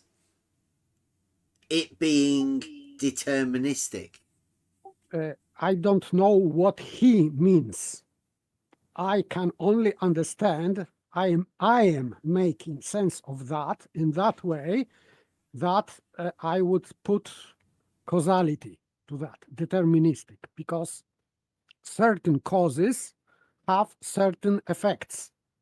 And then you can say that the word is deterministic because effects are determined by causes.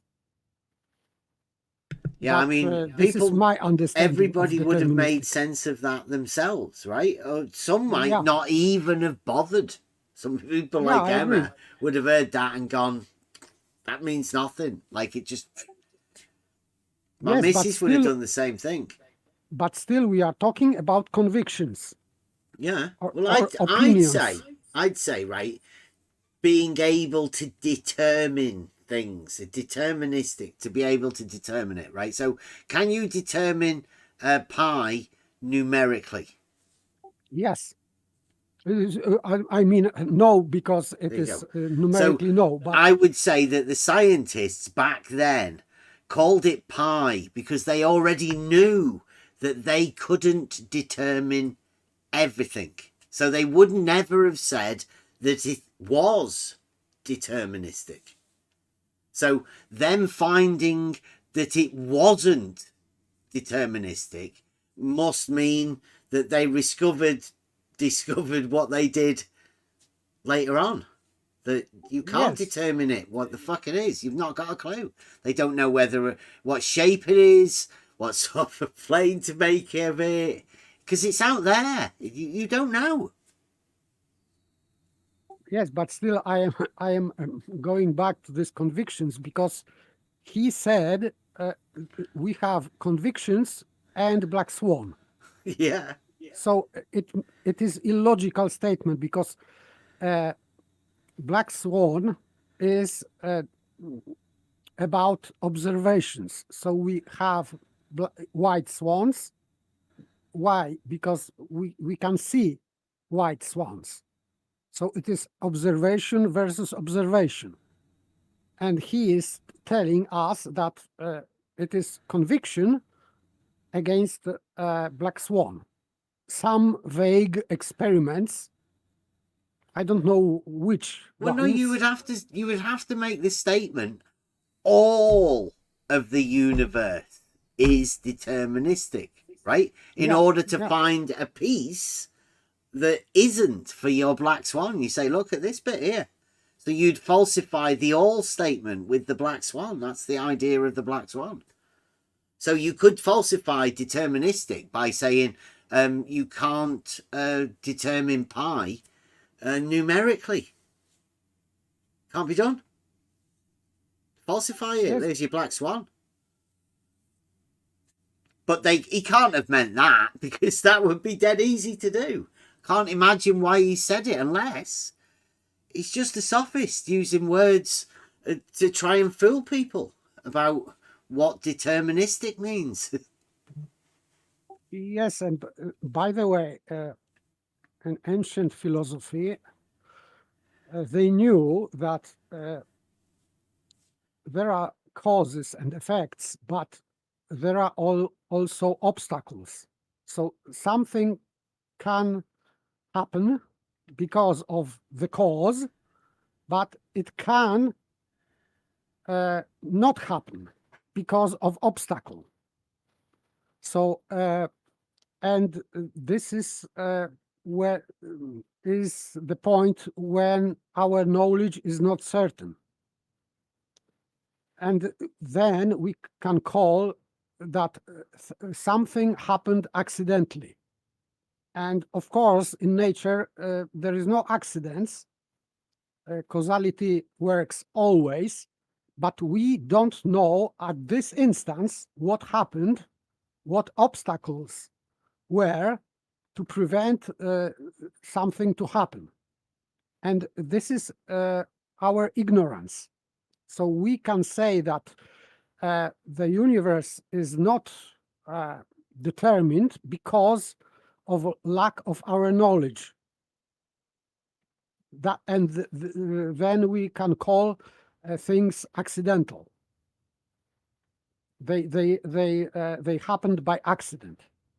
In fact, they didn't happen by accident, but because we don't know why they happened, we call it accidental. Therefore, not determined. But it refers only to our ignorance. So he's wrong again. I don't know what he means when he's talking about determinism. No, I don't think anybody does, but I mean, well, probably nobody in there, right? It's better that nobody asks, because if you were to ask him, he would. I don't know. I don't know what the response would be, so I'd have to attempt that. I think for those in the Discord, you could see at least what I believe he was talking about. I could be wrong because he doesn't clarify. Deterministic system in mathematics, computer science, and physics. A deterministic system is a system in which no randomness is involved in the development of future states of the system. A deterministic model will thus always produce the same output from a given starting condition or initial state. Yes, and I would agree with that. So 2 + 2 will equal always 4. Well, it doesn't matter. It does matter to me whether you agree with it or not, Paper. Don't get me wrong, but it doesn't matter. The point is the guy was using deterministic system as an example, right? As an example of a black swan. Yes, in physical world. So it doesn't apply. Right. That's the thing. This is the biggest black swan. Yeah, the most obvious black swan that he could come up with. Yeah, in physics. Yeah. Mm-hmm. For the universe. I mean, that's good. If that's the way you want to go. Yeah. It's not really simple for everybody to follow, is it? Anyway, we don't want to get caught up in this. Of the universe is deterministic. Is that what you were saying? The original claim That's what from they scientists thought, yes. and physicists. And then somebody said, we found some non-deterministic stuff here. That's right. And then many people who even found those things didn't want to believe them. They had a cognitive dissonance kind of situation. And then it took 50, maybe 70 years to develop technology that proves undeniably that it is true. Nature is non-deterministic. So there you go. That's like the biggest shift. You said they did prove it was true. So would that make it? No, they found evidence for it. No, they found evidence. No. Your words just then. They proved then I it misspoke. to be true. They found Then I misspoke. They found. Yeah, he just misspoke, right? Yeah. You can't be doing pseudoscience, can you? And he said that they developed technology. So yeah, to prove it. Yeah. So Yeah, technology proves pseudoscience. yes, something. Yeah, they needed the technology to be able to prove it, to make it pseudoscience. But that was a misspeak. So take that back. Now, I don't know which bit was a misspeak now, because now you've got somebody who's going to take back words whenever they're found to be untrue. But I mean, if you hadn't have spotted it, would he have took it back? Or would he have just forgot he said it? Misspeaking in science, because you're turning science into pseudoscience with your misspeak. I'm not a scientist. No, but you did that. Just a fucking troll. It's the difference. It's the difference. See, it gets a bit rowdy. Yeah, he's not a scientist. Like, so when challenged, just hold your hands up and say, I'm not a scientist. But he speaks of authority as scientist. He started a conversation as an authority of a scientist, right? Yes, he did. With a rebuttal to an argument. Interesting, the way people work. You can't prove anything. Is that what you're saying? It's the difference between saying that our best understanding of the world says that it's deterministic. We find something that suggests that there's a new, better understanding of the world. I think you could do with a better position, Peter. I mean, I know you want to come in. Are you out in the forest? I think you're out in the forest, mate. Yeah, can you hear me a bit better now? Do you want to give us the why the assumption was that all the stars go up first? I never talked about that. I don't know where you heard that, but it wasn't for me. Ooh. We cannot hear you very well, mate. So, resuming the last thread, we found evidence. So they proved that you can't prove anything. But that's pseudoscience. If you can prove that you can't prove anything, that would be pseudoscience. Yeah, but nobody said you cannot prove whatever you just said. Nobody said it. What I was trying to say was, people found evidence strongly demonstrating that nature, fundamentally, at its lowest layer, is non. You hear the way he had to stop himself and say strongly demonstrating. He can't use the word proof anymore. Nope. Yes, and he said on the lowest level, it means I would say molecular level, when there is no observation. Yeah. Because we cannot observe molecules, in fact. So it is not observation, and still we need to believe that it is probably true. Because you cannot go outside of probability. So it is only probably true. Yeah, see, I'm still trying to keep him on the proof thing. But it becomes like herding cats, trying to keep them on to the same thing. I'm interested in finding out about how you can... I'm more interested in finding out how you can take proof out of a debate. Because that's where it is. I'm not really bothered about science and scientific proofs. I'm talking about the debate scenario and what such blatant sophistry can do to an arena. I mean, we already know we're dealing with a false dichotomy, but now you've got the guy taking proof out of a debate. It needs to be sorted. And if anybody does want to come and talk about it, on the level Discord, come and join us. Deterministic. That is a huge black swan, and the science physics had to contend with it, and today it is at peace with it. But there's nothing to... we should expect that 50 years from now, maybe 100, who knows, we're going to discover another humongous thing in nature that's going to turn everything upside down. Why not? It happened several times already. Okay, cool. So what are you guys arguing for then?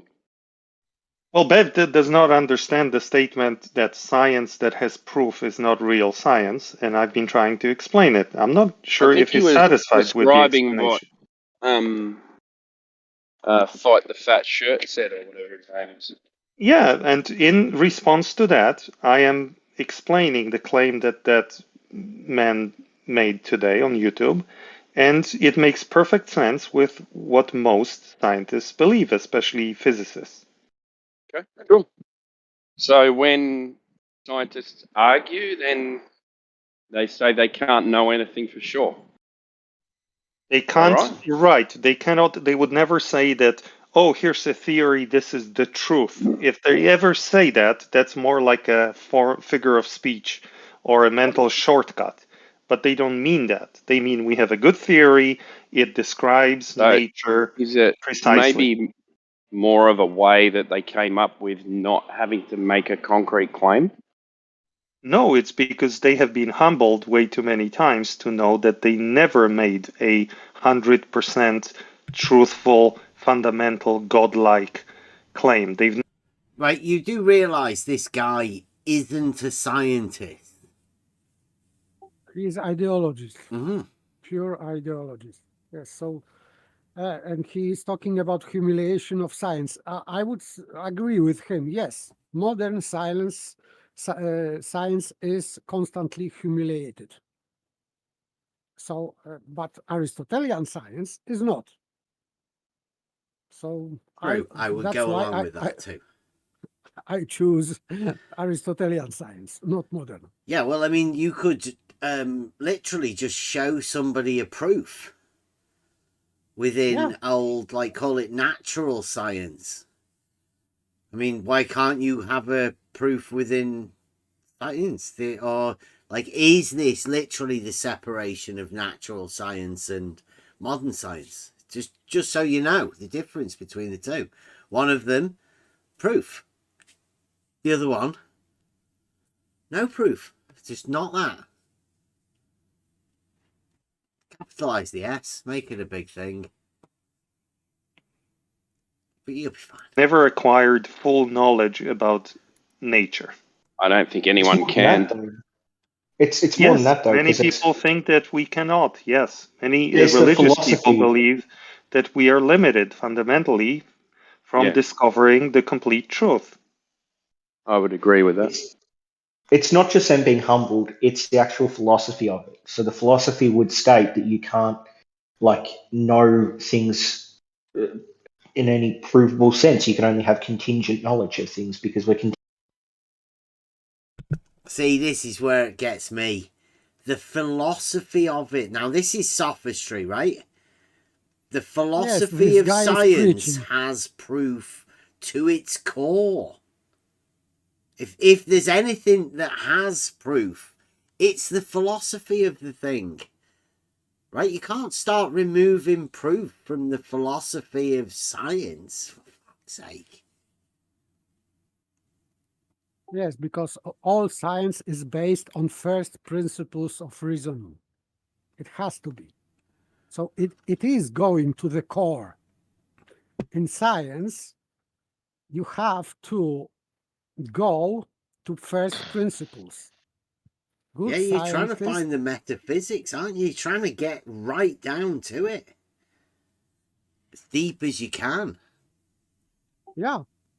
In fact, if you have proof in physical world and you can go with that to first principles of reasoning, it means that you have your proof is even more solid because it is based on first principles of reasoning itself, on axioms. So it makes this proof undeniable. And they say it is not. Yeah, he's trying to falsify that. He's trying to put doubt in people's minds and say just the opposite, turning it upside down in front of people. Because it's within his model. That's where we've got. This is modern sophistry. I enjoy this sort of stuff. This is, to me, this is like a Plato play. Modern times. Real. This is this is what they'd be doing. You can come and join us. Be part of it. Contingent beings, and in the universe, we don't have full knowledge. So You know that water boils. But hold on, no, you can't know that. that You can say that you're not. That philosophical rule was not so strongly practiced, let's say, in the late 19th century, when many prominent physicists thought that humankind could accomplish perfect knowledge and perfect modeling of the universe, and then they were humbled, 20 years later. Yeah, I still think that's a chicken and the egg scenario where the philosophy's been there for like literal thousands of years from like. Did you hear what he said? Late 19. Humbled. Humbled. Yeah. Yes, but he said that he's still talking about convictions and consensus about science between scientists. How it is related to proofs? It is not. No, it's consensus, isn't it? I mean, this is obviously after Bacon. And he's talking about how to describe model of universe. Who cares? He's saying that good, better scientist is the one who is making better model. And this is not science. And how many people applaud that model? That one. I like that. Yeah. This guy has completely different understanding of science than me, for example. Well, yeah, but I mean, that's not... I get the feeling, right? This isn't an honest discussion. This is sophists at work. And they're just trying to do a not that type thing. But I don't know. I'm not sure what the not that is that they're doing. Like, because I'm trying to discover about proof. And their minds go all over the place. I'd say aporia, right? They get put in this state and they're sort of like flapping. Socrates and Plato. And isn't it when they came up with that non-Euclidean we're showing stuff? that philosophy is true. Yeah, I think that's that 20-year gap that he's just talking about. Jerry, non-Euclidean is taught to kids in middle school, okay, No, maybe it's high not. school. That's a What lie. I'm talking about Don't is... talk about that. That's a blatant I lie. learned it in high school. You did not learn non-Euclidean in high school. Oh my God. I had to pass exams on it in high school. Jesus Christ. Exams on non-Euclidean. Yes, the final exam to graduate from high school that I took involved mathematical problems in maths. 5-hour exam involved a problem from non-Euclidean geometry. Well, see, the mathematical system that you were governed by within your exam would be Euclidean. I'm not even... I don't have energy to do the Euclidean no, Jerry thing tonight. You just say a load of stupid shit and then expect everybody else. Like Fight the Flat Earth did.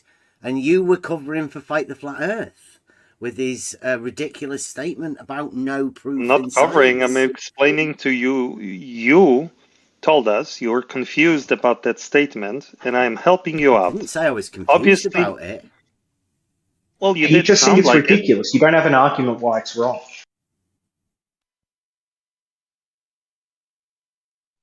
So you're welcome, Bev. Okay? Now you know the position that I hopefully represented relatively correctly on behalf of the scientific community. And do with it what you please. I know it's modern science. We'll all have to get used to it, right? It seems like you can't communicate unless you go along with this modern science. But I mean, it's more rhetorical, isn't it? This science not having more literal. No, nothing could be more practical than what I just explained to you. Well, I mean, I know that you guys don't have any proof. So it's convenient that you say that science with proof is pseudoscience. No, we have logical proof, though. We have logical You not having any proof is science, right? And anybody that You're does arguing have with a proof straw man. or an Okay. argument or anything, How are we that gonna becomes how are we gonna pseudoscience. relate this back to the shape of the Earth? Well, ask Bev. He brought that topic up. Well, So, look, Bev, how are we going to relate this has- to the shape of the Okay, Earth? has everybody been asking other people for proof of something? Now, Yes. going by what Fight the Flat Earth said, anybody that ever replied with a proof would be a pseudoscientist and could be dismissed. I no, agree that's with not you. true, Bev. Why do you keep No, saying these weird fucking right. things? It's not He's true. fucking He's right. not. It's not true. It's like, yes, it is, because that's the. He cannot believe Yeah. that there are implications. It's the bridge of Ideas- asses, right? Ideas have consequences. Yes. This is person implication. can't get over that bridge of asses. He can't see the implications of the statement. Yeah. But he's willing to say that people that can, they're liars. To try and silence anybody else from saying it. No. No, it's not true. They could be misspeaking or they could be using colloquial terminology and not being 100% Exactly. literal. That doesn't mean they're not speaking truth. Christ's sake, guys. People use words imprecisely in regular life. They say Okay, proof, so what they say what truth. science what science are they using in the debate? Say again? FTFE was using like the scientific method where he was saying that if you have a model that generates predictions and you test those predictions, and if those predictions are validated, that validates a model. Whereas I don't know what the other guy was saying. I don't think he actually had any science. A scientific model? Yeah, A Caleb. science. See, that always gets me as well.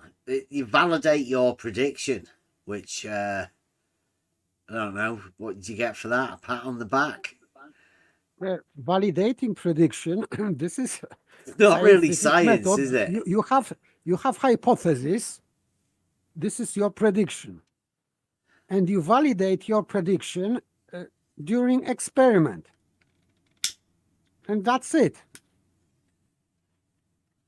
And this is proof, by the way. So I don't know how they operate with that. Hypothesis, this is your Validating prediction. anything would be confirming Yeah, the confirm. thing Yes, that you would attempt by to means. do. Like, Yeah, absolutely. By means of experiment, you have prediction that this will cause that, and you are making experiment, and your prediction turned out to be true. Therefore, you have proof that your prediction, your hypothesis, was true. It is a proof. pseudoscience, that though. Yeah. Guys, yeah, they are insane, completely insane. Wouldn't know science if it sat on his face. Okay, so let's take his words with a grain of salt. Okay, but what scientific model did FTFE bring up? So the globe Earth would be one of the models. That's not a Earth is a scientific globe model. with a set like known geometry. No, a scientific model of a globe would mean all things have to work that are predicted by the globe, all in one thing. It That's doesn't right, work yes. like that. So you can have scientific models that have multiple variables that will influence And the the model. Earth is not But a it doesn't mean that scientific all model, things just then. based off the model have to be true. You can say that there are other models that would impact that model. No, but then the Earth is not a scientific model. Of course it is. Yeah, we are talking it's not. about reality, aren't we? Really? Yeah. I'm no longer sure what we're talking about, but I'm No, going I mean, to bed. within because this is just too discussion, much. aren't we? Aren't we all Right. meant to be Hey, talking Peter. about reality? Yeah, Bev, do you Reality. think we can know the shape of the Earth in reality? I think we can prove And, things in reality. That's what I know for a Yeah. fact. Prove to me you exist. I don't think flats are shaped. That's silly, dogs are gods. That No, that line it's not. existing. It's demonstrating. It is. It's silly. Okay. Prove you Tell me how exist. it's silly, and then I'll tell you how it's not.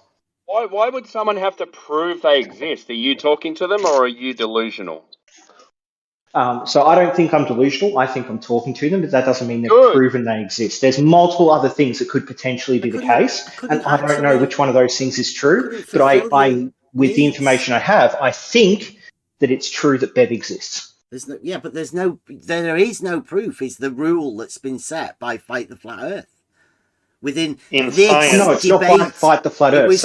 It was Fight the Flat Earth that said it in a debate between shapes, right? That's what you guys are doing now. Is it acceptable? He's just repeating. He's repeating how science works. Let Bev finish the debate. Come on, guys.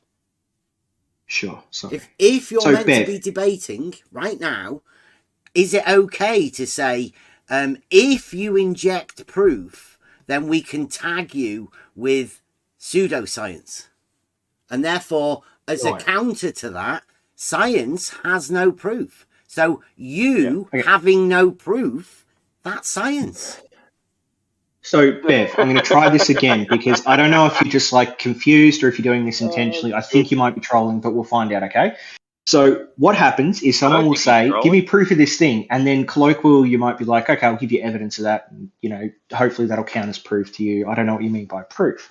When they say, give me proof the Earth is this shape, and you give them evidence the Earth is that shape, and they say, well, that's just evidence. It's not proof. Then they're becoming pseudoscientists. They're saying that something that indicates one model over the other models that's positively indicative isn't actual evidence. It isn't good enough evidence to believe in that model. And they start asking for proof, which can never be logically given in like science. Well, then they're doing pseudoscience. They're not actually doing science. So that's you don't have a scientific model. You'd say proof can never be given logically. Well, proof can only be given logically. Yeah. So if proof is illogical, it is not valid proof. Mm-hmm. Yeah, that's weird to hear people say things like that.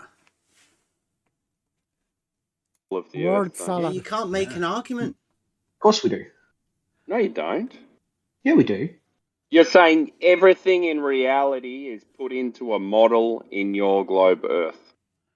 No. The geometry of the globe Earth is modelled, and then you have things like the path of light, as how light changes through the atmosphere. That's all modelled, and all of these different models intersect.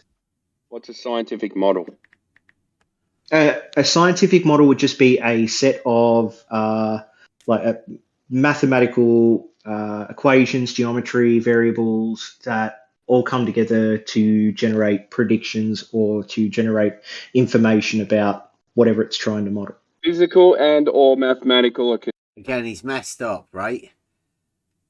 Anyone see where he messed up? I have to leave some of these rooms, so I don't get to see most of these conversations sometimes. He said geometry. The model is within geometry. Well, yeah, you can only prove things within geometry. There isn't anything that you could do without proof in geometry, but you can't have a model that proves things because that's pseudoscience within their own rules. The flat earthers. And do these guys sound like flat earthers?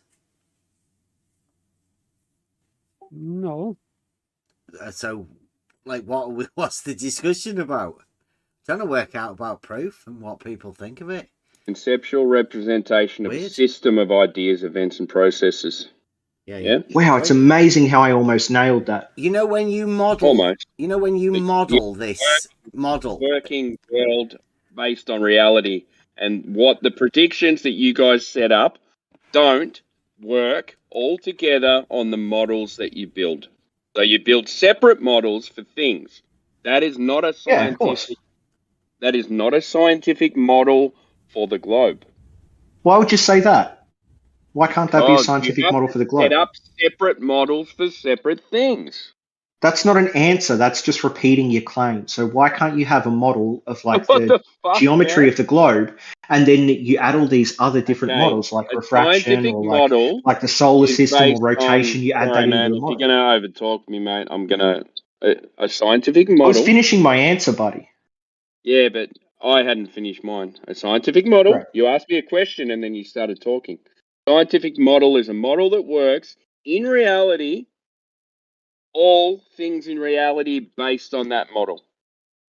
That's not true. Yeah, it is. No, Conceptual that's not. reality. Where does it say that? Here we go. Are you saying we can't have Physical? incomplete models? Well, you said you've got a scientific model of the globe. Yeah. That would be one scientific model of the globe. All working parameters working on the globe. Where does it say that's necessary? Where does it say we can't have things That we is don't know, but we can necessary model out because all the other things? you're talking about one thing. You're talking about the globe. This is just you repeating the same assertion again and again and again without giving an I'm explanation. repeating So it. I'm going I'm to say just something saying. to you, and then you can explain how I'm wrong. think Okay? that these guys miss out here because I mean we were just talking about science, and this guy's took it into globe, and you know, like as soon as you do that, globe seems to be it's within a realm of its own. You're going back into the paracosm. I was hopefully taking them out of it, but other people land them straight back into them. Weird. So I mean, it's all changed now. The globe. The model I'm of nearly the Earth. home, so be quick. Like the model of the Earth doesn't have to contain every single variable for every observation. Well, then you If don't there have are a sets of working observations that you can make then you off don't the have a model of the working Earth that do scientific work, model but you then. can't make every single Sorry, observation, you don't have then you should be don't able have a to working claim that's a model still. scientific model then. I'm sorry, I couldn't hear you. I was still finishing what I was You saying. don't have a working scientific model then. There All you right, so go. all you have is the same assertion again and again and again. It's not an assertion. It is an assertion because you can't explain True, how isn't it's it? not a model. Just because it's not Because complete it doesn't mean it's doesn't not a have model. working parameters like a scientific model. You have to Just because separate it's your not, model. just because it's not complete, all encompassing doesn't mean it's not a model. I've got to go in the house anyway.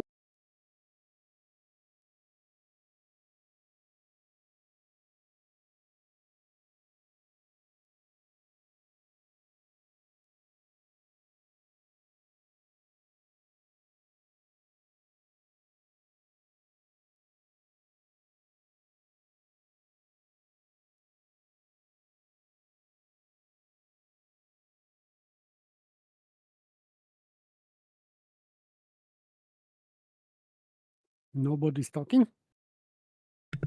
Yeah, nobody's talking. Forget this. What if you could prove something that had nothing to do with here we math? Then what? You prove the connection between reality and math. Yeah. How could you? Probably would have solved. You probably would have the only true model of epistemology. So, like, if God existed and God could beam knowledge into your head that was 100% true every single time, then you could claim that you can prove anything you say because it exists in your head. But you'd have to prove God exists and God's the one giving you that knowledge first. What if you could prove 2 points of equal elevation? Did you hear what he said then? Right? Because that's a glimpse into somebody else's mind of how they imagine other people could have proof. Yes, he's messing this epistemology, but epistemology is how we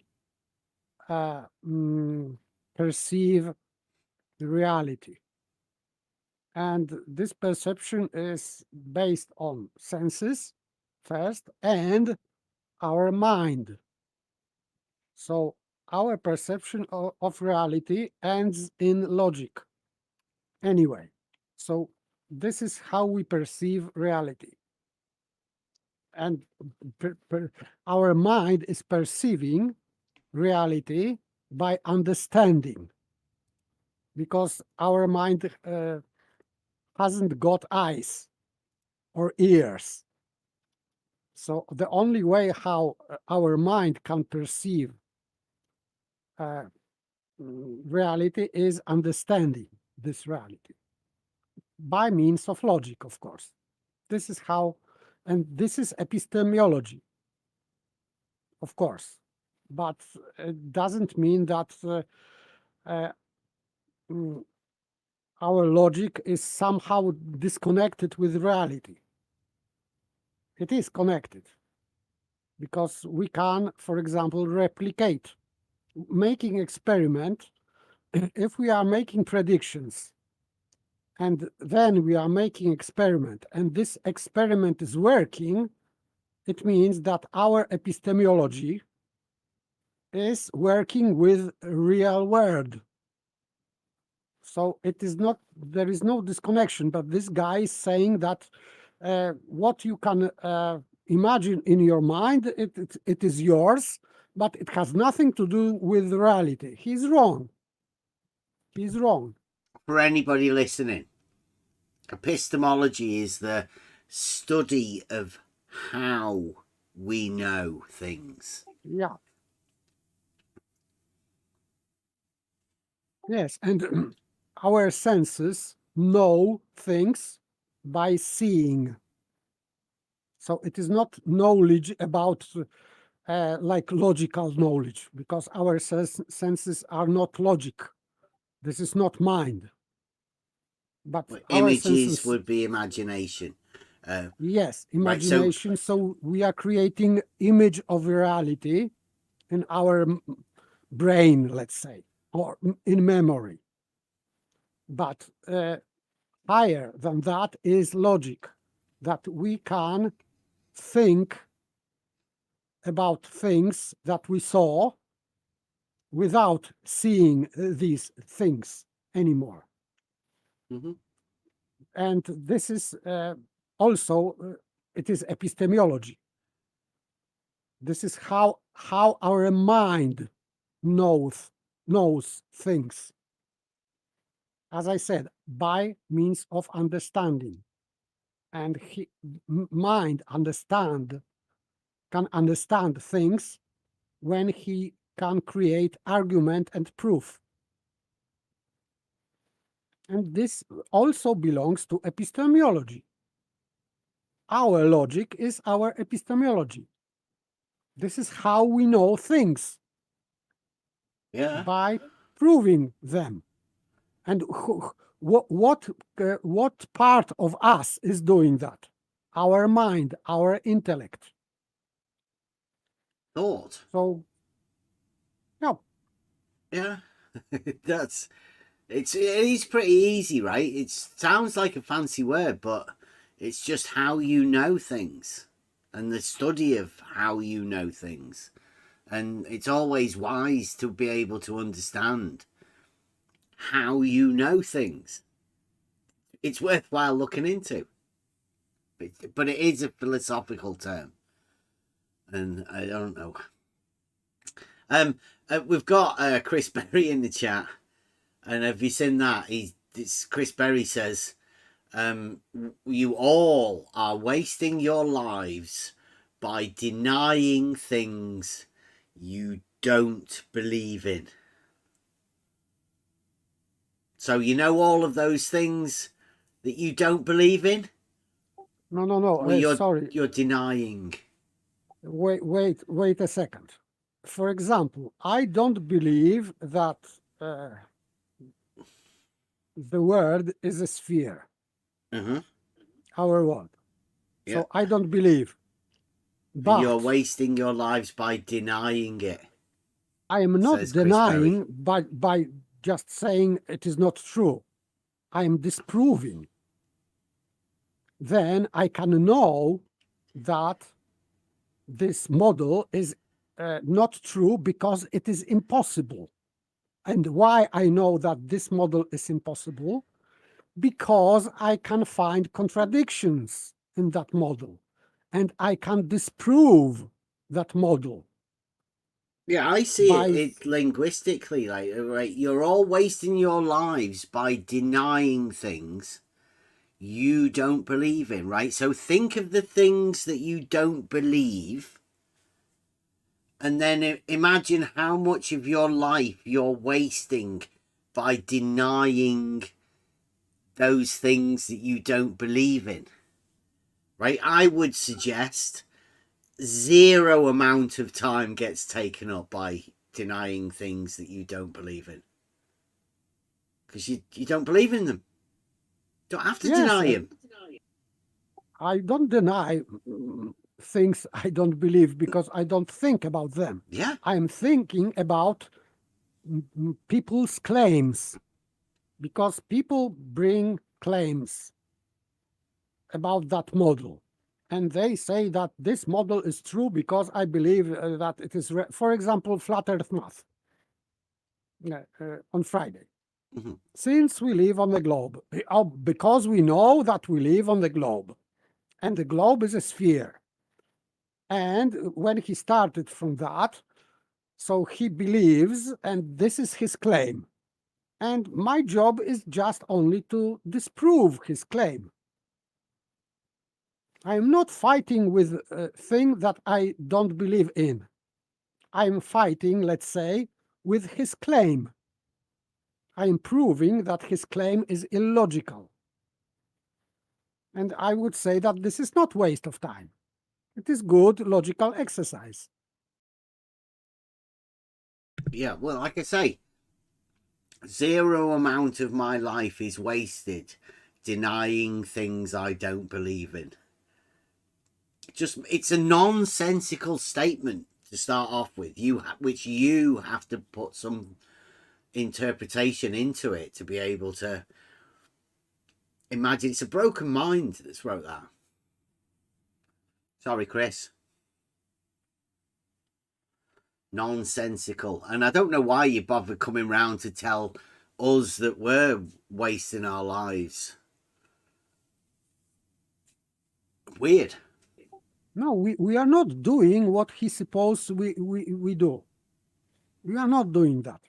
So we are not wasting our times by denying things we don't believe in. We are not doing that here. He's telling me, Bev, deny the globe Earth. You've been doing that for years. You're wasting your life by debating things you don't believe in. Move on. Debating is between proofs. So some people claims that they have proofs or evidence or whatever. And we are doing here a job of disproving some claims, not beliefs. I don't care if flat earth math believes in his globe. I don't care. I care only that his statements are illogical. He's falling into the globe is coming here, right? I'm going out to have chats with flat earthers and stuff. I want to have conversations with people. It's the globe guys that want to, I'm just talking reality to people, Chris. I'm not too sure what you're imagining. I'm denying, and why it's so it upsets you so, Chris.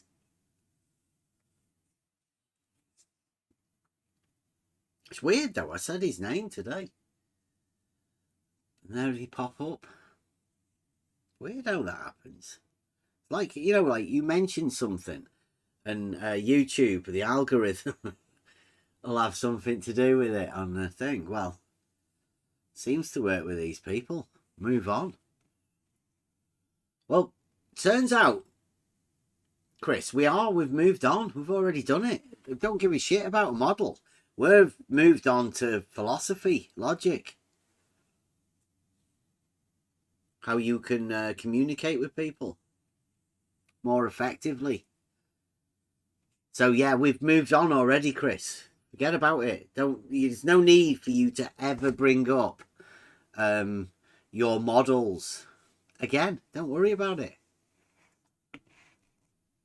I'm not talking about a model. I haven't talked about models for ages. I'm trying to talk to people about, the implications of things that get said. Establishes a horizontal line. How about that? Yeah, that'd be a mathematical proof. Well, that would be a straight line, right? So off 2 points of equal elevation, you could draw a straight line between them. Is that what you're saying? Absolutely. Okay, that's true. Yeah. Are those? Would that straight line be 90 degrees from both of those perpendiculars? Well, it would be horizontal, so perpendicular to it, all along that horizontal would be vertical. What's it horizontal to? It's just horizontal. Is it horizontal to one of the perpendiculars, or is it horizontal to the center point? Well, it's horizontal, and all perpendiculars to it will be vertical. Yeah. So if you have a perpendicular on one end and a perpendicular on the other end, if you have two verticals, which one of them would be the perpendicular? They're both perpendicular to horizontal. Oh, I disagree with that then. What you'd end up Really? having is you have that line connected to verticals, but the line would only be horizontal from the point in the center of that line, assuming that they're equal elevation on either point and that whatever it's over is like a set geometry. It doesn't have variance. So would it drop from one side or hump? So what would happen is the internal angle from the vertical to the line connecting the two verticals would be below 90 degrees on both of the verticals. And then above that line, that angle there would be above 90 degrees. Would one end drop from the other, or would one end be higher than the other? It depends where you're standing. So if you're standing on one, then the one end would seem to drop until it reaches center, and then it would seem to increase again until it met the other vertical. Seem to. Yeah, I'm repeating the words you used. Well, I didn't say anything about seeming to. I say that Well, we're that's talking about a straight line. hypothetical, aren't we? I thought you said seem to. No. We're talking in reality. Would. Okay, so in reality, if you draw all of this out, do you want me to get out my 5-year-old pencil and piece of paper again and draw it out for you? No, just get a water level. Establish horizontal with it. Uh-huh. And all perpendiculars to that will be vertical. Why? Why will they all be vertical? That's just how it is, isn't it? Are you saying on the Earth? So if you were to have the Earth and you were to get a water level and you were to get horizontal off a point on the Earth, that horizontal would always intersect at the same elevation on all like plumb verticals? Yeah, all verticals will be perpendicular to that horizontal. Yeah. Well, unfortunately, no one's ever showed that to be the case because we Really? have deviance in the form of geodetic surveying. Deviance. Is that Yes. a hump or a drop from the So horizontal? if you're at one point and you're drawing a line to another point, then there will be a hump in the middle. But if you're at one point, just drawing a 90 degree from your vertical, then it will drop away from you. Depends where you're standing. Interesting. See, now this interests me because this is obviously a sophisticated version of globe. Well, like a rumpus pole unit or perhaps equipotential angle of adjustment imaginings. Hard to tell. But I always think it depends when people are doing this geometric sophistry. You're making the picture in your mind. And so's the guy that's making the thing. He's making his own picture of what he imagines. He imagines that you've got the same picture that he's got. But I don't know. I don't know how other people view this mathematical model modern day. The only way we can discover that is, how we communicate. We here on the level will be able to draw this out to demonstrate it. But in this scenario, you never get that chance. So it'd be hard to tell where they get it from. Or what they're imagining as he's painting this picture geometrically. It's funny what water does when it actually is like when Let's one hear it. Let's hear it. yeah, when one side of a body of water is lower than the other. It's interesting what water tends to do. Yeah, it flows downhill. But that's because you're confusing the elevation of something with the distance from the center of gravity. I don't think so. I say that. Yeah, of course you are. No, gravity would be vertical. Do you want me to get the pencil out again, mate? What's How that? about I'm just going to get a piece of paper and a pencil, and we can try to do like the 5-year-old drawing again, because I'm a moron. Jerry's saying that he knows how water flows. He's confused about something when making that statement. Yeah, of course it's. Yeah. Wow. I'm like, right now, I'm looking at a piece of paper, a pencil, I'll find a ruler for you, and I'll draw it out like a 5-year-old, and you can, I don't know, try to show that I'm wrong. It is way too early for this to get so posting shit. Holy fuck. I'm gonna find through this.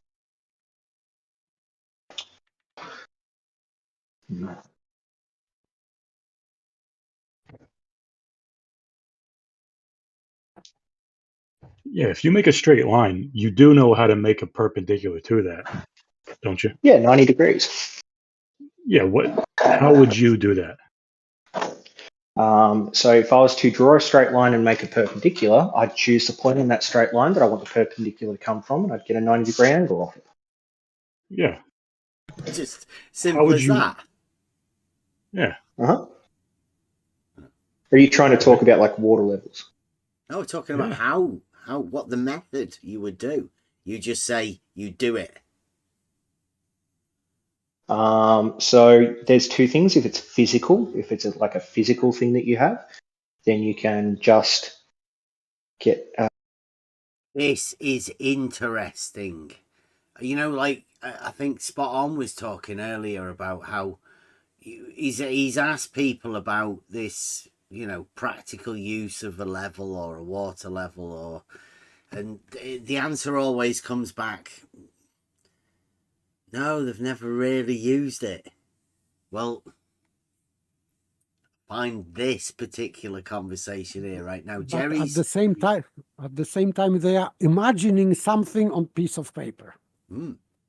Yeah, this guy is about to tell us his method for establishing a right angle. This is fascinating. Like, to imagine that people imagine nothing. This guy hasn't even got an imagination of what he's talking about. This is fascinating. A 90-degree measurement, and you can just your right angle, and you can get 90 degrees off that. So if you've got a board and you want to put a post connecting to that board that's 90 degrees, you get your right angle, you square, you pop that in, you get your 90 degrees. Yeah. And if you want to do it out like surveying, well, then you'd use. Jerry was talking about your actual method. Measurements. Like, how do you do that? How do I do it? Mm-hmm. Yeah. Yeah. So I would, if I wanted to get a horizontal, don't confuse Jerry a anymore vertical than first. he is already. Yeah. If I wanted to get a horizontal, I'd need a vertical first to do that. So the only way I think you can get horizontal is using a plumb line on the Earth. But that's only horizontal from that point. And then once you've got that horizontal, we know that you've got a plumb set, bob, right? Jerry's asking, how do you get a 90? What's the particular method? You've established you've got a plumb. We all know that. Plumb line. Well, I can do it mathematically, vertical, guaranteed. I can do it mathematically. No, he's asking you, what's the method? I can get a triangle of an equilateral triangle, so 1, 1, and 1 on all sides, and that way the right angle, the angle in the corner will be 90 degrees, and I can use that. Sorry. Or you just Poor fella. I mean, look at him. He's been asked to provide a method for establishing a 90, and he's lost. He's not got a clue. He's imagining some triangle, and he's making that plumb being height of this equilateral triangle. But why he's creating triangle? Because we need only horizontal. He had a 1-1-1 triangle, and the angle in the corner is a 90. No, it is 60 degrees. Yeah, I know. That's how little this guy knows, right? And he's only been asked, how would you establish a 90? One of the most basic tasks. Not got a clue. Poor fella. It's brilliant. To be able to, sit through it. It's like it's performance art. talking about the corner of the equilateral triangle would be a 90. I mean right angle triangle, that one. Oh, you'd make a right angle. What would be the method for you making the right angle triangle? You've just got the vertical. We go back. It seems like we keep going in equal a loop. sides. Equal sides. Yeah, sure. Do you want me to draw this out too, like a 5-year-old mate? Yeah, please. Everybody can learn then. He doesn't know how to do that. He hasn't got a clue. No. He's saying about 8-year-old logic, and he cannot provide that. Yeah. This is sad part of that. It is, isn't it? Like, this is a sophist. But, I mean, what's he got in his armory? What's he working with? It's like, I'm testing sophists and finding out. They're shit. 90 from a plum. Mm-hmm. Yeah. Okay, so I'm just going to call that about right. I'm just finishing up my little child's drawing so you guys can understand what I'm talking about, because I'm retarded, obviously. Don't put yourself down. Oh, no. Why are we doing math? Because math is the best way to tell us about the truth of reality. Oh, so the truth of reality for math, would that not be proof? That would be, yes. Oops. But so how it works with science? Yeah. I don't know. The application of maths and related to reality, right? That's the scientific part, isn't it? Not modern science. Yeah, no. not modern, right? Because then it would be pseudoscience. It's because that's where the proofs are, right? That's actually where proofs are. And like the whole point of the conversation is the fact that you can't have proof in science because, like the Flat Earth says, that's pseudoscience. Well, no, you keep saying that, Bev, but it's not because, like the Flat Earth says. So why do you keep saying that same thing? Yeah, I'm done. Okay, so I've drawn up what you think the Earth does, and then I've drawn up what I think the Earth does. How do you know what I think the Earth does? I mean, weren't we talking about just making? I wasn't talking to you, Bev. From 90. The Earth does. The Earth does. Yeah, it's some sort of doing statement for thing. that. Sounds like a 5-year-old. Just a troll, mate. Okay, here's my two children's drawings. You can see on the first drawing that you have the curved Earth, and then you have the two plumb lines coming off. And then if you draw a straight line between those plumb lines, then you see there's a hump in the middle. And then if you draw a 90 degrees off either of the plumb lines, you see that they intersect and that they don't match. Reciprocal zenith angle thing. You've been learning from Is it? Marble, haven't you, Brenda? Dog. Yeah, Okay, dog, I have a definitely. question. Do you not know how big the Earth is? Like, I don't think anyone's going to put a pole, like, going straight up. Rumpus poll. Like constantly. Yeah, I never said this was to scale, so don't be saying nobody's going to do it. That's the experiment. He'll get round to it eventually. Right, so save the year, image where I've drawn. Yeah, she said so. Nobody's going to put the poll up. That's only Rumpus is talking about. So it's got everywhere, hasn't it? We have faith in you, Rumpus. I know you've not been round for a bit. Perhaps done a Jesse Kozlowski. Till spring next year, eh? And he did draw a picture. Let me just get this screenshot of this because he did it sideways. Just so everyone can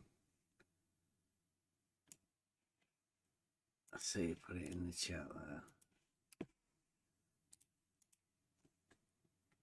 So you can see what the curved earth, and I've drawn the two verticals and I've drawn the two horizontals off those verticals and I've drawn the line between, and then you tell me what you want to know. I'm going to save that. Thanks, mate. Well, is it? Are you surveying here? Sorry. What are you doing with this drawing? Sorry. Geodetic. Yeah, geodetic surveying. So the angular, a spherical axis. Geodetic surveying. That. I don't believe him because if he was geodetic surveyor, he would say that properly in first time. So it sounds like this word is new for him. Yeah, I'm helping him out. I might be, Okay. Whatever. Right, we gotta listen to this again because this gets quite good again. Thanks, mate. Well, is it? Are you surveying here? Sorry. What are you doing with this drawing? Sorry. See, there's a little laugh. I don't know if people can hear that. He's enjoying himself. This is funny for him. Don't hear it again. Okay, just in case you missed it. In the sorry. Thanks, mate. Well, is it? Are you surveying here? Sorry. What are you doing with this drawing? Sorry. Geodetic. Yeah, geodetic surveying. So the angular, a spherical axis of the triangles comes from the fact that the two. Get it right. Spherical axis on the triangle. It comes from the fact that the two towers that they use when doing geodetic surveying aren't on the same plumb. They're on different plumb lines because they're on a curved surface. Wow. So their horizontals don't match. What are you going to say to the people who think that sounds like word salad that you just said?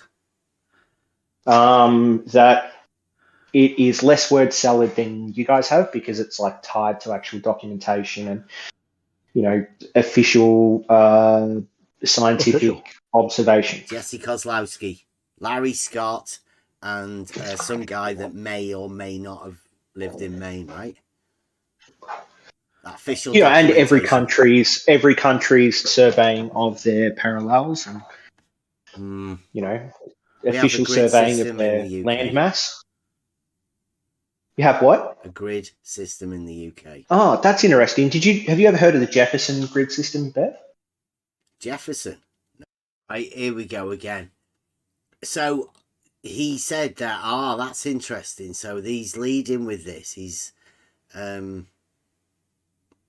somebody's handed him this. This is a new sophist trick, and I think, perhaps the first time they've ever attempted this.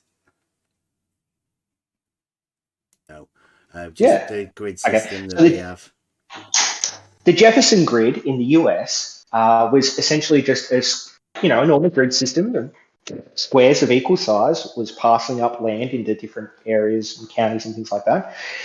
But the problem was that over the vast distance, it started to no longer match because the Earth is a curve, of course. So you'll find that in some parts of America, there's these weird points where you'll be driving, then you'll suddenly just do a dog leg, and then you'll keep driving down a different, parcel of land between two parcels of land, because when they split up the land, they had to do these little dog legs to make the square grids fit the spherical Earth after they came out of whack over enough distance. They discovered squares weren't squares, or squares were different. I have no idea why you asked that question. Oh, I do actually. You're just trolling. No, I'm being serious. They made so squares. Out of everything I said, where did I say they discovered squares aren't square? Well, I mean, where did I say they said squares aren't squares? Well, what's different then? Why? What did they have to change in America? Right, so again, I'm going to talk to you like a 5-year-old. Go on, please. If you get a little lattice of squares, this isn't going anywhere. Let's squares or sticker squares, and then you put that on a ball. Well, those squares aren't going to fit exactly as squares. Some are going to be distorted, right? Yeah, they're not squares. Yeah, okay. So they took the squares and they said, oh, well, we'll just do it as squares. And they put it on the ball and it didn't match because when you put squares on the ball, they get distorted. They're not squares. Yeah. Yeah, indicating that the grid system that they used, when they didn't conform it to a sphere, it no longer works. Squares. Spherical grids. I do understand squares, right? You know, when you said that earlier about the models that people have, well, this mathematics idea of triangles and squares, that exists in the mathematical realm, right? Because triangles made in reality are imperfect because they're not 1D lines, one dimension. And the plane that's made is 2 dimensions. Well, everything in reality is 3 dimensions. So there's a perfect realm for mathematics. And that model is the model that I have. And when I hear square, that's where it comes from, that model of mathematics. So you're what saying does that mean? They what made was the a point grid, of all that you just said? They made a grid. What was the point of all of that, what you said? This is another tactic. Talking about the mathematical model of a square. Yes, he's talking about squares that they are not squares, distorted squares. But he's struggling to understand what he's saying, right? Because he's attempting to talk of the not that with the model of a square. And the square's one of the hardest things, right? Because that's one of the things that they say in the other worlds. That like a square is a square. How could it not be a square? That's the realm he's in. He's sort of lost. And I'm trying to help him out to understand that, we know what a square is. We know that. Grid, right? So when I'm thinking grid, I'm thinking that model of those squares. Right, and then you're saying they did that for quite a long time and found out not that, right? Found out not what? The square. Yes, they found out they had to adjust it, and they had to adjust it because it was spherical. Right, a spherical square. So what they thought was a square... No, not a spherical square. Not a spherical square, mate. No. I don't understand them. Because what happens is I'll say something... What will happen is I'll say something and then you'll say something that I didn't say back to me. Okay, so is it a square or is it not a square? So the grid system that they designed is a square. They put it on a flat map that they had designed, a projection of what the Earth is in that form, and it fit on the map fine, but then when they tried to divide it up in reality, it didn't fit in reality because it turns out reality isn't a flat map. Reality is a sphere. Do you understand, mate? They don't do the map about model, not reality. They map. Yeah, he said that it doesn't fit reality. It doesn't fit model, not reality. He's got the understanding of how they made the map. He thinks they make the map first and then they translate that to the land. Whereas, no, they map it.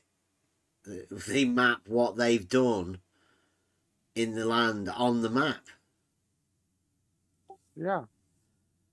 And it has nothing to do with his model, this spherical model.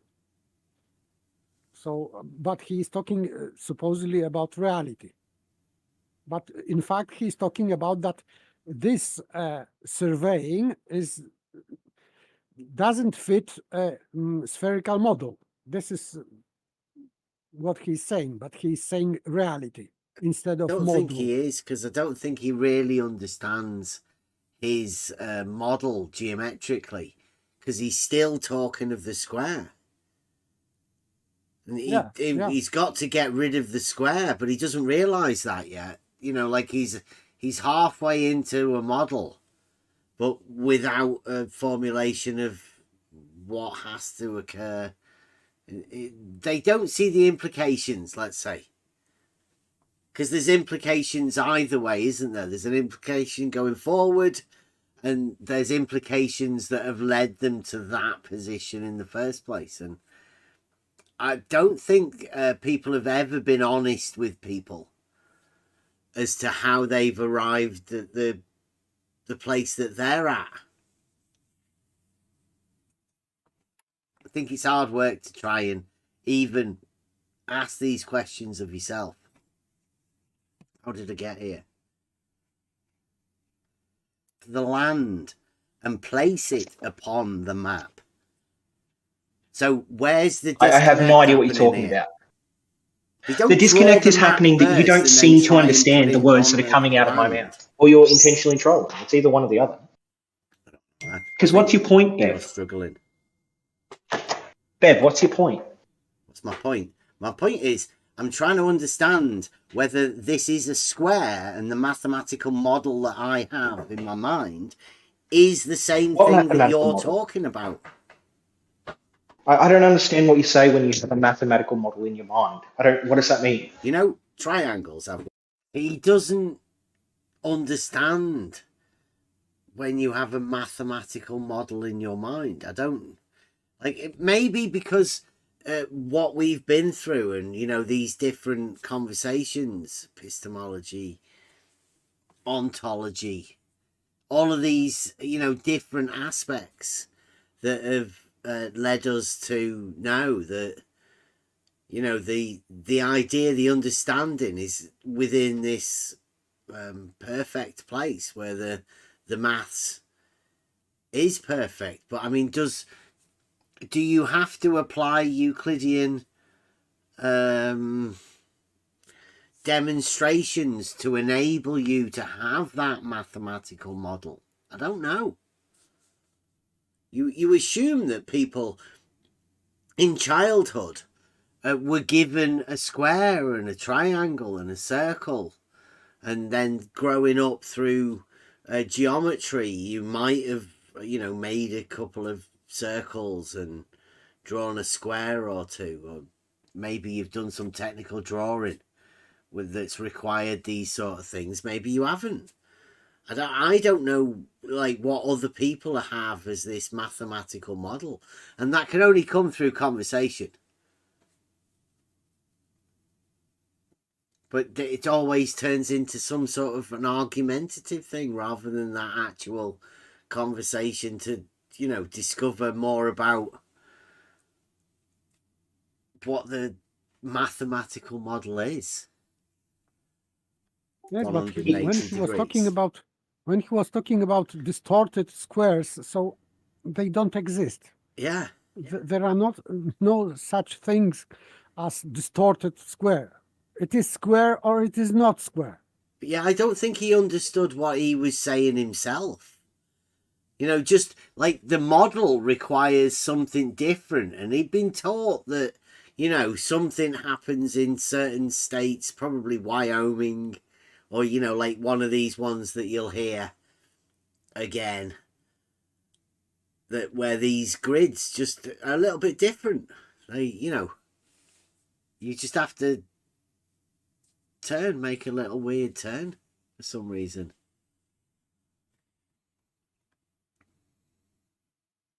Who knows? What does that mean? Because I'm trying to explain the mathematical model in my mind to you. Okay, do you have triangles in your mind? Is that what you're imagining? That's the best way for me to explain it, yes. Or we could go with a circle. Do you like circles better? Do you know a circle has the ratio between the diameter and the circumference, and that they call that pi. That number is a numerical representation of that ratio. Right now, they call that... who cares? What's your point there? They call that number an irrational number because you can't actually apply a number to it because they can't find the end of the number. But the point is, what's your point? That mathematical model that governs me understanding that is what we're talking about. Now you're saying, in reality, somewhere that didn't mean anything between the that didn't mean anything. And reality, that there's some sort of thing that happens with a square that turns into a not square somehow. Yeah, when you get a square and you try to map it onto a sphere, it no longer is a square. Yeah, obviously, right? Because squares have straight sides, and there's no such thing as a straight side on a constant curvature, surface of constant curvature. Because obviously, great. So when Jefferson tried to apply a square onto the Earth, it didn't match because the Earth is not flat.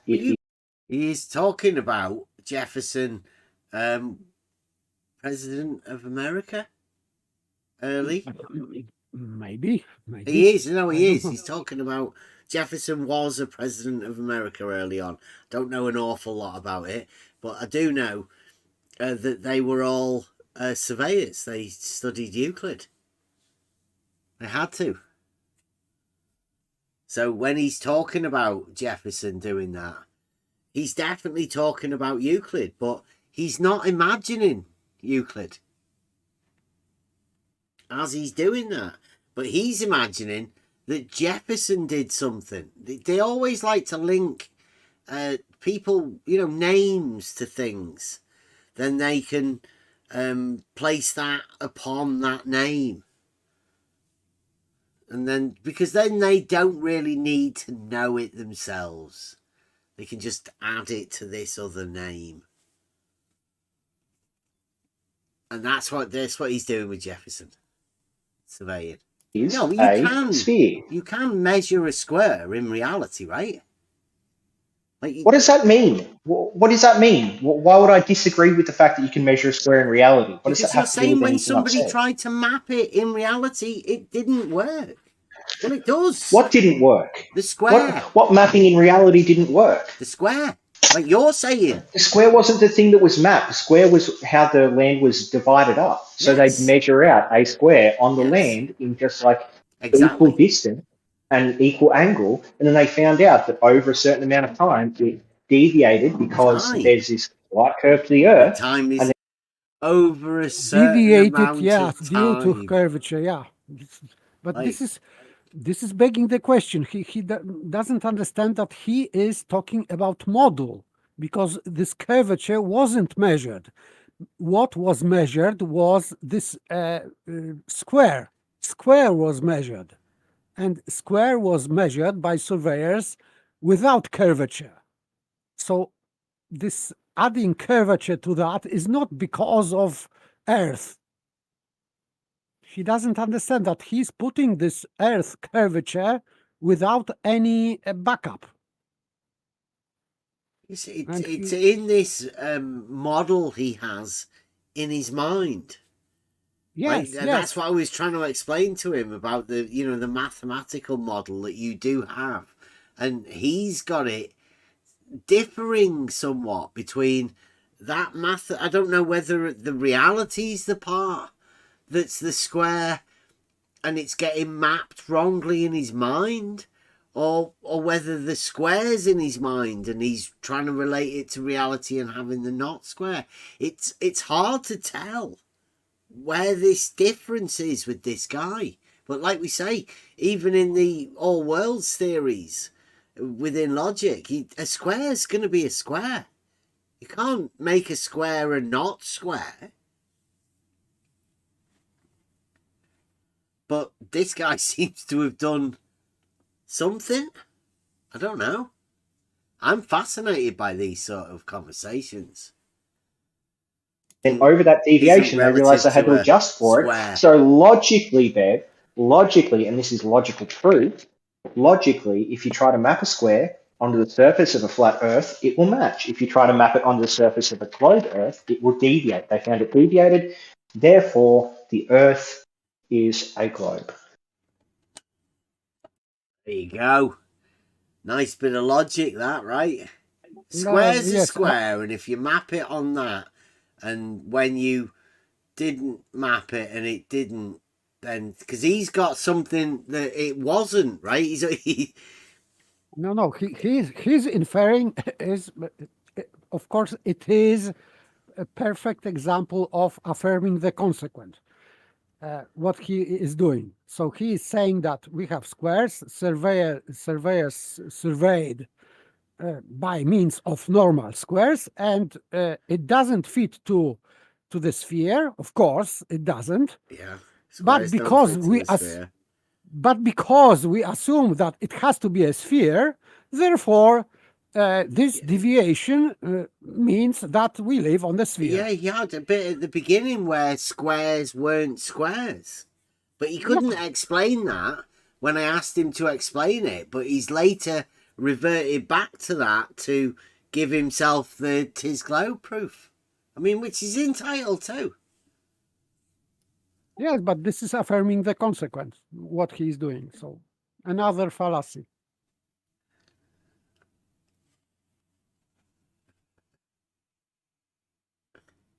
Okay. Weird. Tis globe. Everybody knows tis globe, right? I mean, but that's not what I said. I gave you an argument, so don't just sarcastically. Gave me an argument, did you? Something about squares. Yeah, premise, conclusion. If premise, conclusion. Are squares, then flat Earth. Yeah. If you can map a square in reality, then flat Earth. I'm just summarising your thing. Well, no, what you're trying to do is you're trying to walk away from the argument. Okay, no, so how about instead of just repeating back things that I've already said to you in the incorrect way, why don't you just tell me how I'm wrong? If the squares fit on a flat Earth, the Earth would be flat. The squares would remain squares. If they fit on a globe Earth, the Earth would be globe, and so the squares would have to change and deviate, and you would have to account for that. Okay. Now, in the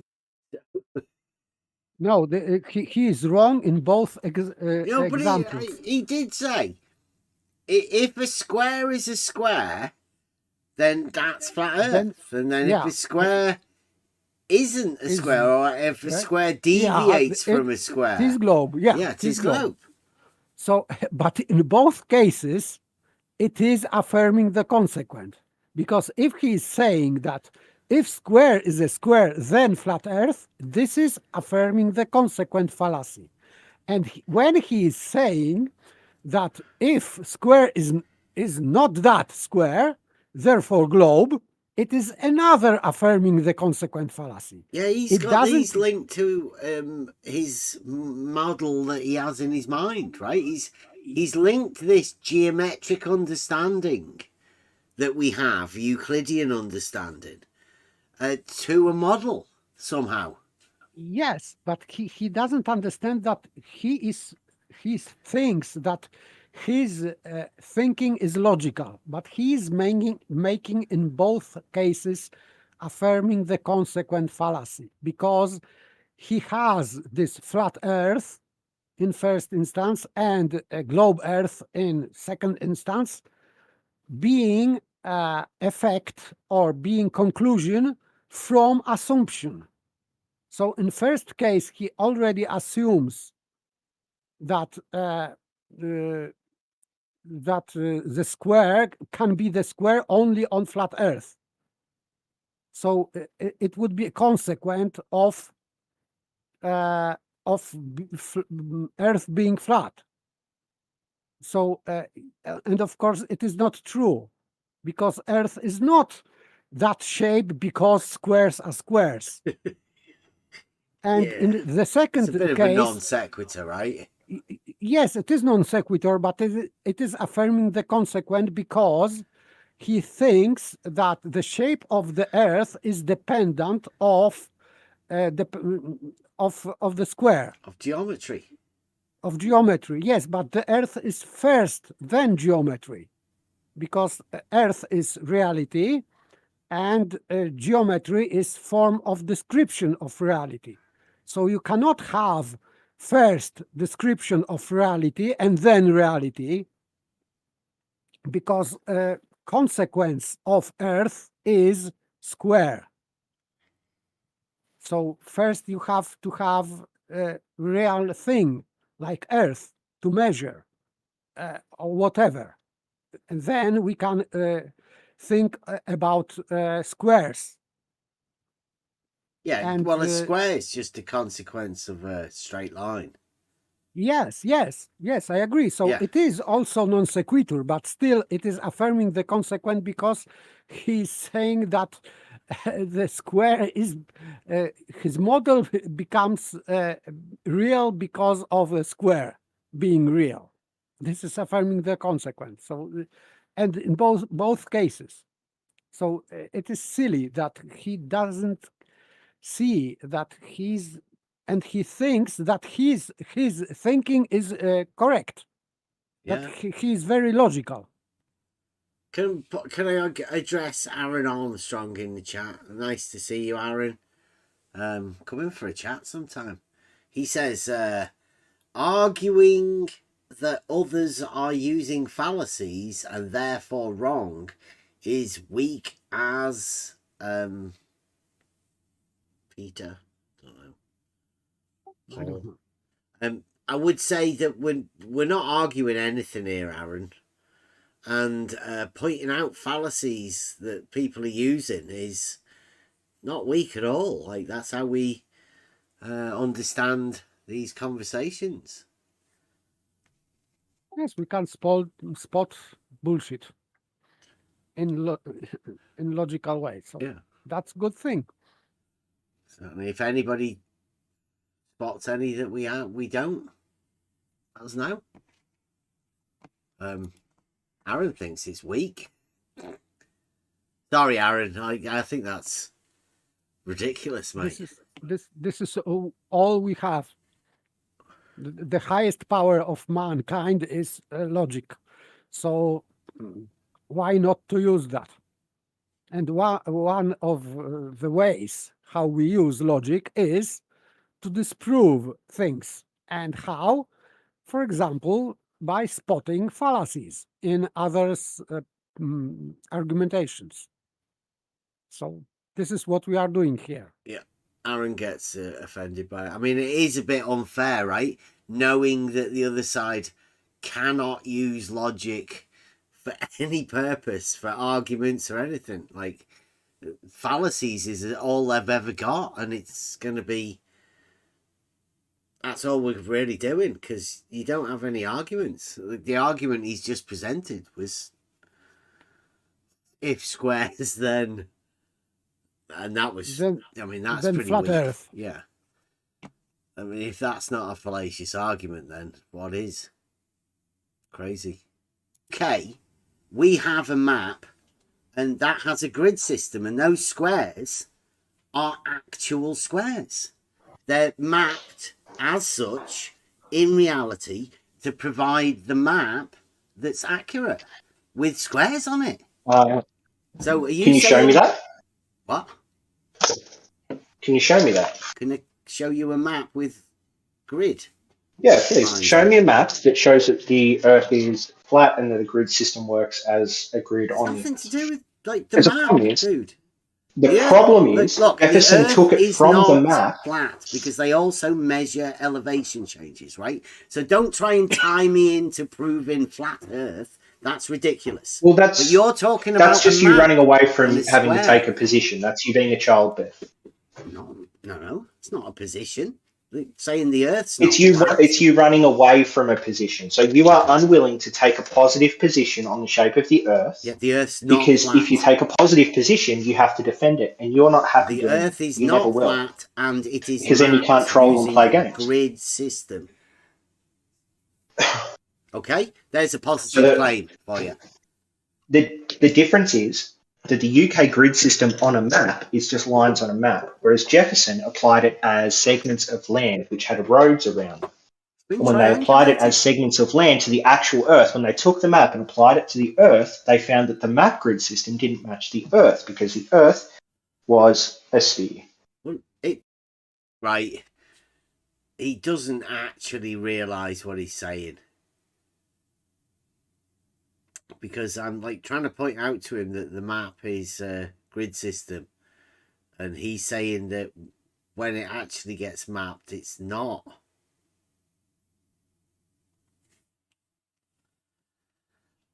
I guess it's how much knowledge you have of how maps are made, how points are plotted, how they're translated onto a map, how accurate that map would be.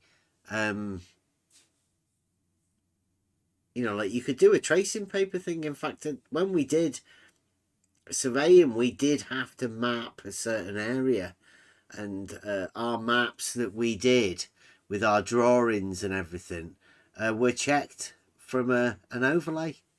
They could put over the top of it to see how accurate our maps were to the actual map of the thing. So yeah, it's either knowing how things are mapped or not knowing how things are mapped, and the order of how these map works. But obviously realities are there. That's not going to alter. Does match. Where? The maps.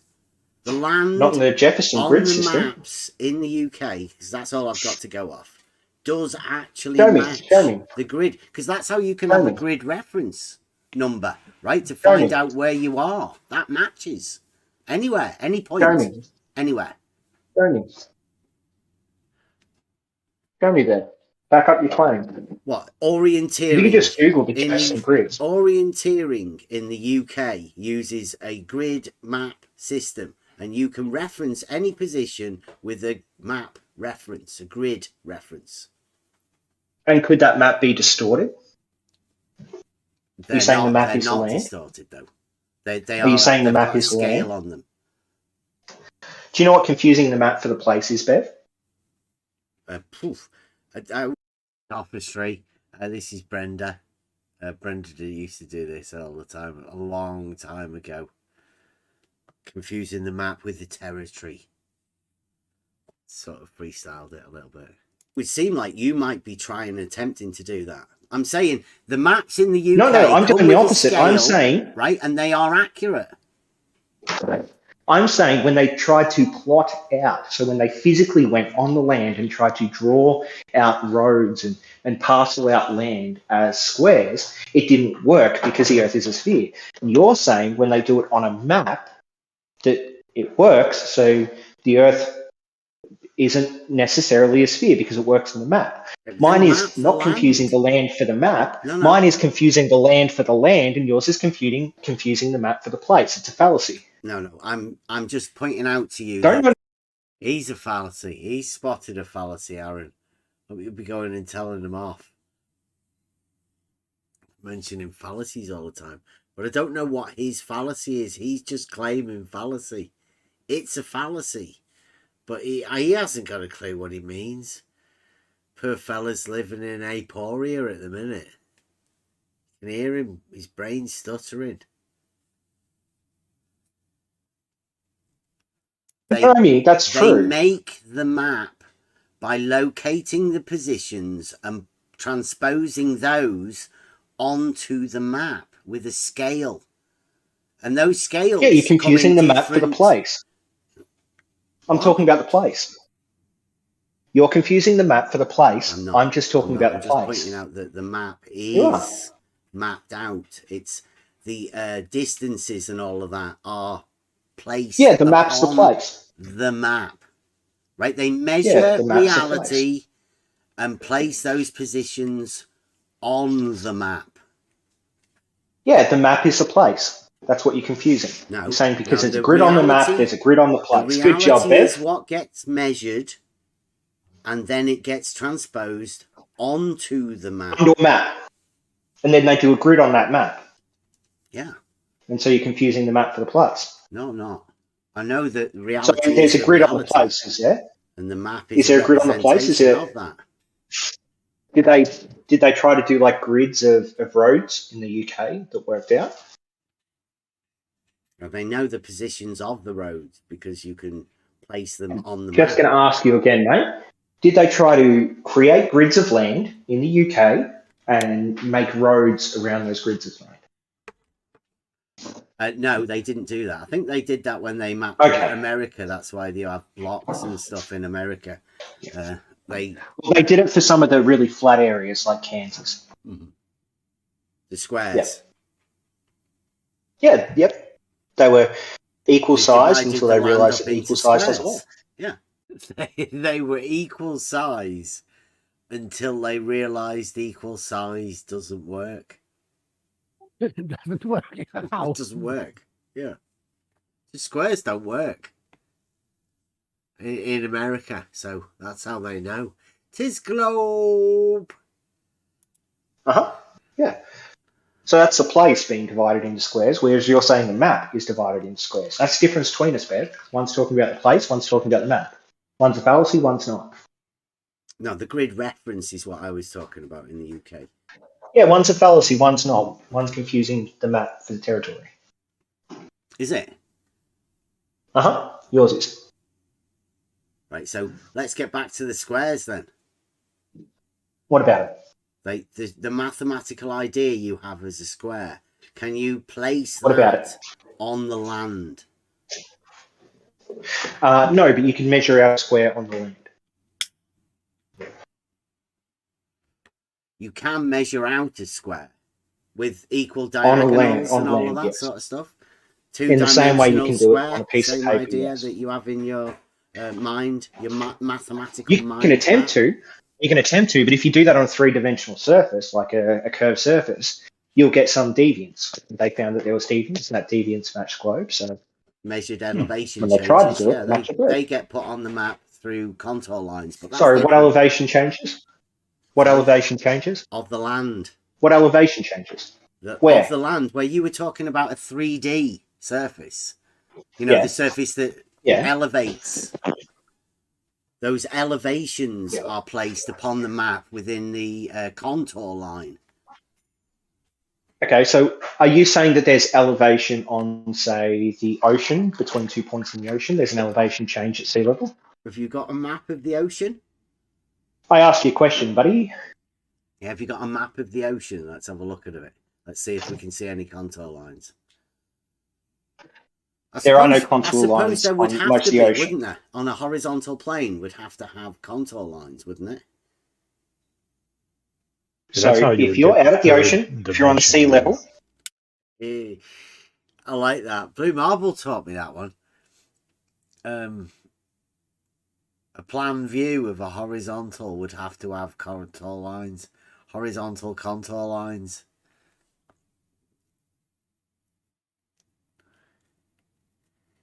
On a plan view of a map, globe map.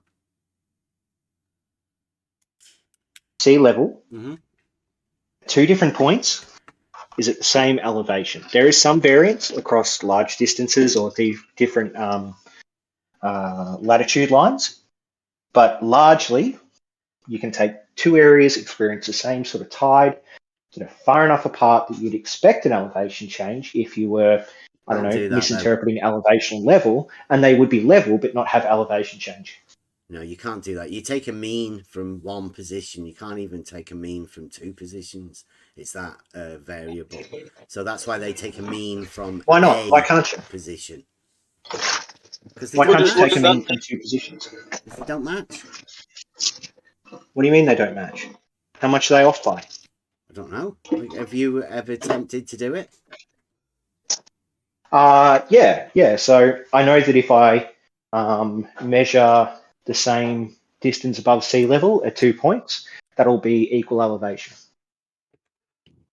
Really? Can I You know, just you ask can you a like question? measure So, sea level when you're doing stuff. so if you was measuring the elevation of a mountain from sea level, and you're saying the sea level is different elevations in different areas, does that mean the height of the mountain changes in different areas? Yeah, we have a 10 meter tide here where we are. Imagine that. Like, where would you, like, what would be the height of a mountain? Would he have to reference it? Because I think Ranty used to do that, you know. He used to think that the sea level was referenced to where the sea was. Oh, I see. So you're confusing sea level with mean sea level, right? I'm not confusing it. No, I'm saying, like, Yeah, of course you for are. surveying purposes, you need the mean. And the mean is Yeah, you're referenced confusing at mean sea level with sea level. point. So if you have two different points on the same coastline experience the same tide, and they're say 2 miles apart or something like that, what's a long beach? You can get like 9 mile beaches or something.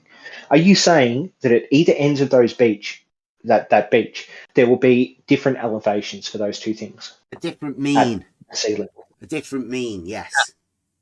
By how much? By like a I don't fraction know. of You'd a have to centimeter? measure it to be able to find out exactly. But because they're different, then there's no need for you to know how much different. You just need to know that there is a difference. That's why you need to go to. What do you mean there is a difference? Have you measured that difference along like a 9 mile beach? Do you know that they do go for a mean? Yeah, they have everywhere. mean sea level as like an abstract, but if you were to take a 9 mile stretch of beach, though, do they? if you were to take a 9 mile stretch of beach on a globe, and you were to take either ends of that stretch of beach, do you think there'd be a change in elevation if there was a globe? What if there were? You're tagging on an if at the end of it. I am tagging on an if because this is a I don't know what your which is all you ever speak in. You never speak in actual. So, can you address the hypothetical here? I don't know. You're talking now about if the drop globe. over the mile? Just a minute. Let What's me the drop finish. over the Don't mile? ask me a question and then cut me off when I'm You're trying not to answer you. answering the question. That's the problem. I'm trying to Each time understand. I ask a question, the model you don't of answer the them. square also applies to the model of globe. How? Well, you don't seem to have this model of square, which we originally started off What model with. of square? Exactly. What model of square? Exactly. What are you talking about? You don't have these models, do you? You don't have a What mathematical model of square understanding are that you we can agree talking on to about? start off with. What model of square are you talking about? The mathematical model.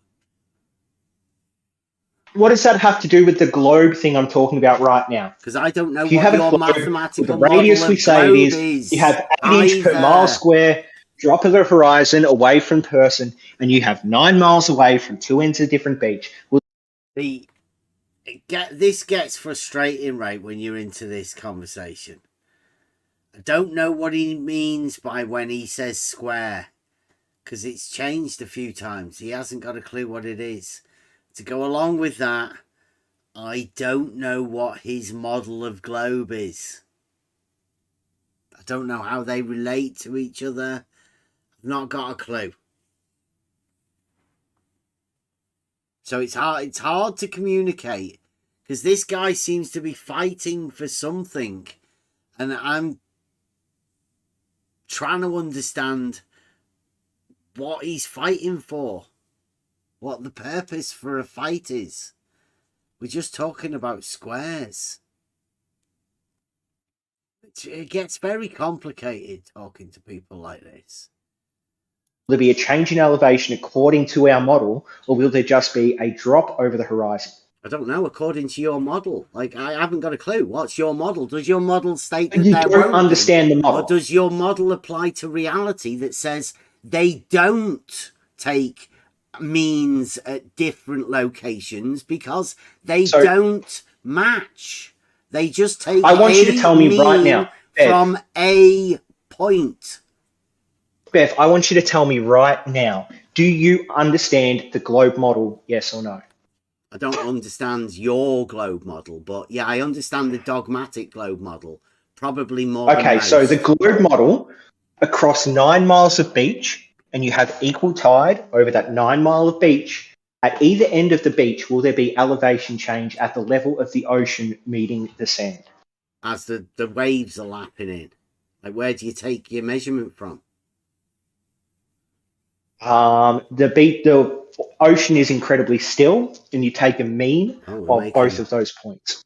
When's the Might be ocean still? Might be better using a large body You're of just water. running away from the question, mate. You're just No, running away I'm- from it. You understand dude, this, right, Bev? I All you're can doing is only running away apply- from actually I can answering. only Is there an apply reality elevation to change me. over 9 miles? Right. Because if you do 8 inches per mile square, what's 8 times 9, Bev?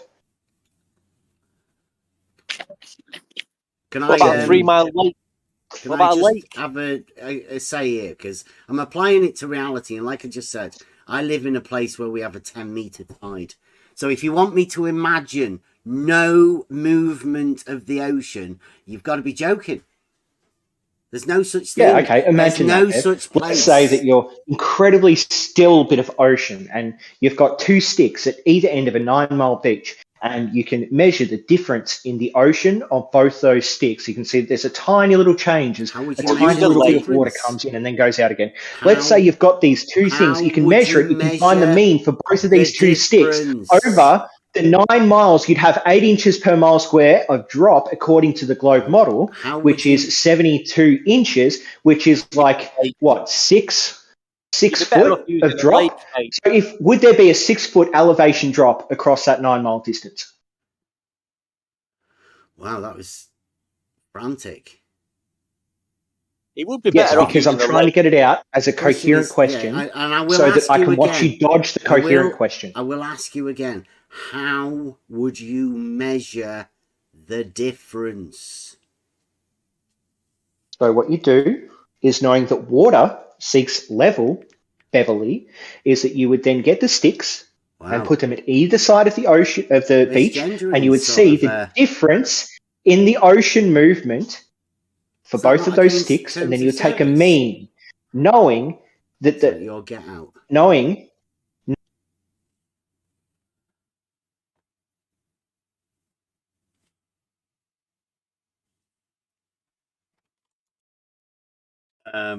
That was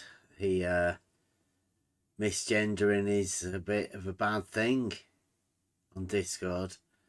I think he had to be muted. But it's easy to get out of conversations when you do things like that.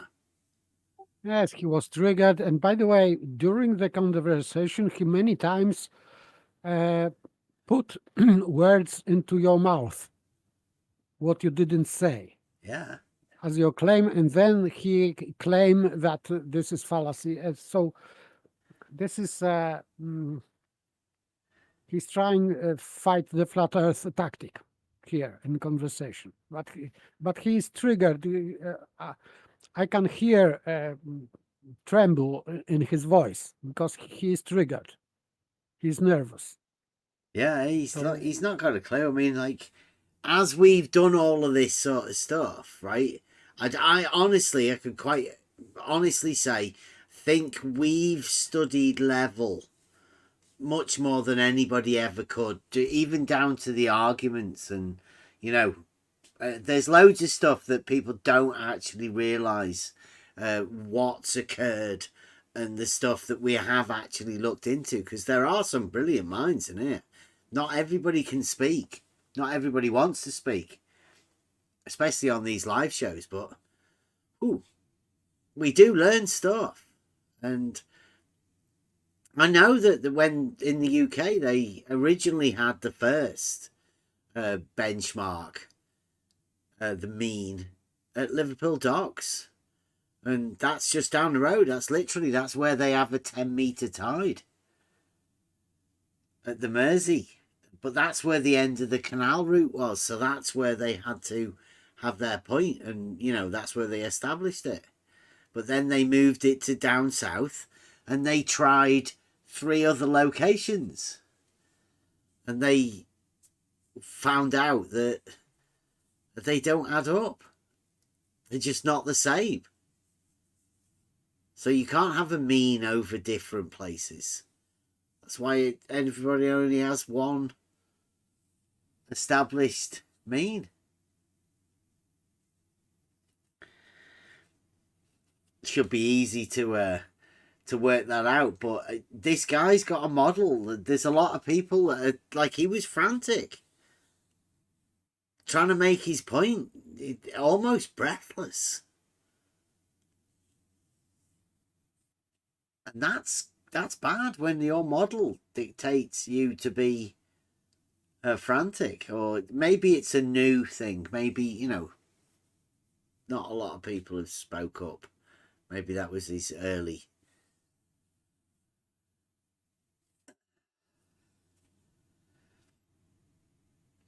It's been interesting chat going on in. I've not heard any of that sort of stuff, guys. But I mean, that only comes from, you know, what's been allowed behaviour, because they allowed Fight the Flat Earth to do, you know, to be, you know, what he said about me and what he's still saying about me.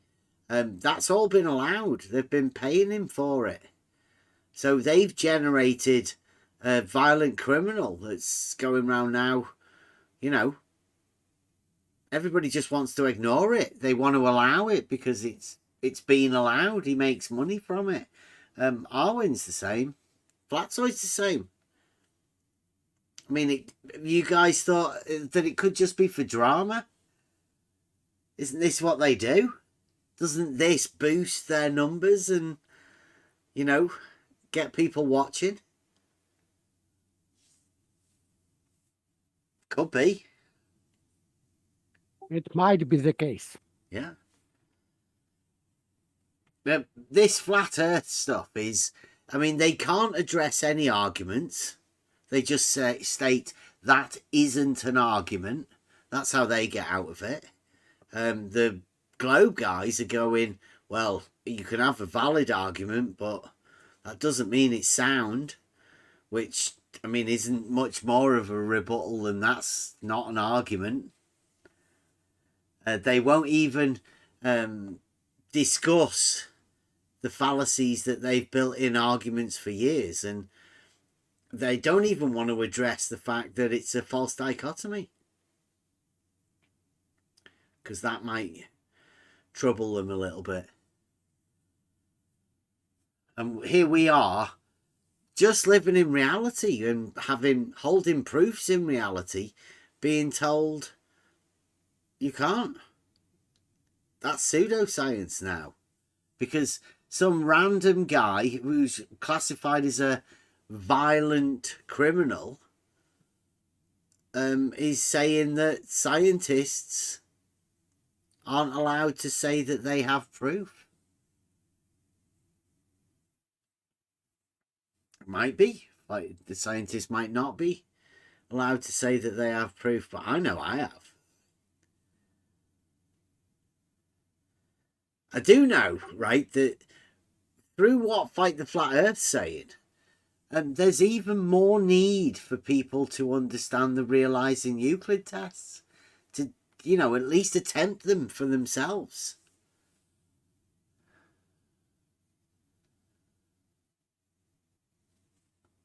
I'm going to have to get off and see if I can watch any of these videos. Is there any of them left?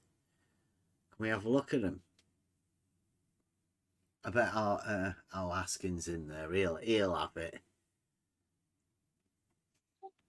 Okay, I have to go off to bed. Okay. So, good night. Thank you very much, Paper. First, 1 a.m. here. So Yeah. time for me. Thank you very much. Okay, thank good you. Night. I just get a buster. It has been a fucking long night again. What's that? 4 hours. Not that long, really, is it? Buster Live, 2 conflicting truths. We've not done any of this sort of stuff for a bit. Okay, thank you for watching. I've not been going live on Tuesday. I've been having a bit of a gaming day. We'll see. See what's going on. People want to leave us alone. I would too. But I'm trying our hardest to get some debates going.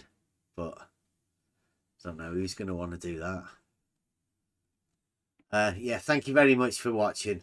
Thanks for being here. And we will see you perhaps Wednesday, hump day. Thanks for watching.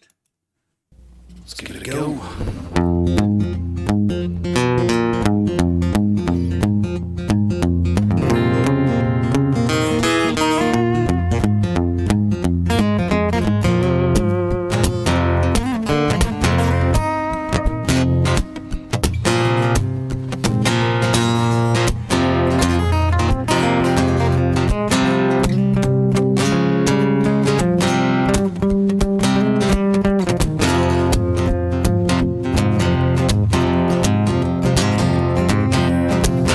Everybody's got a path to choose.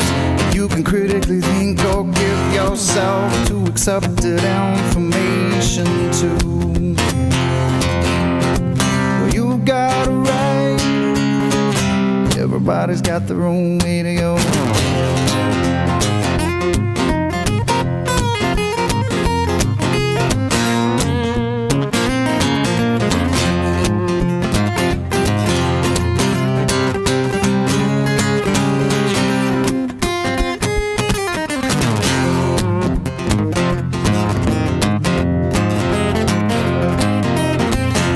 Fast to what you know. Don't let their opinions throw you off. You got to stay the course you're on. You got it right. Everybody's got their own way to go.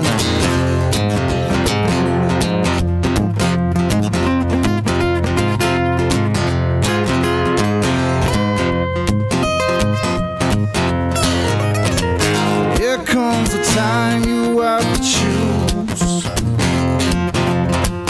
You can't hold two conflicting truths.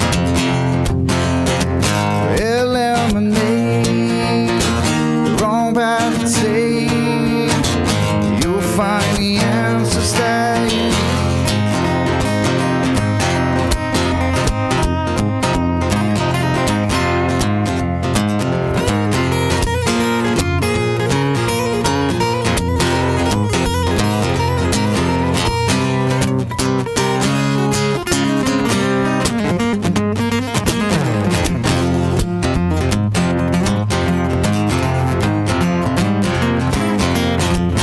Contemplate before you make a choice. You got to let your voice be heard. You'll never see this place again. You got it right. Everybody's got their own way to go.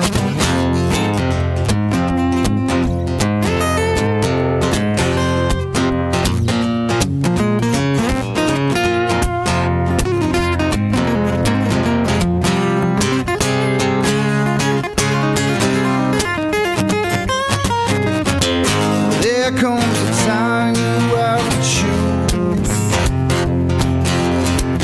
You can't hold two conflicting truths.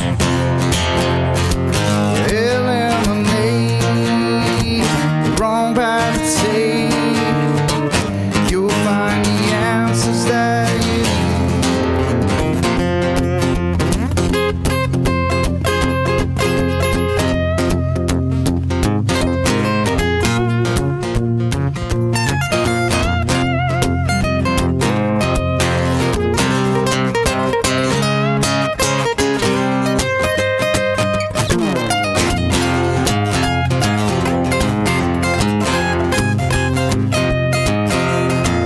try not to enable their thoughts. They got enough problem with this bridge to cross. No matter what I say, they're doomed. You got it right. Everybody's got their own way to go.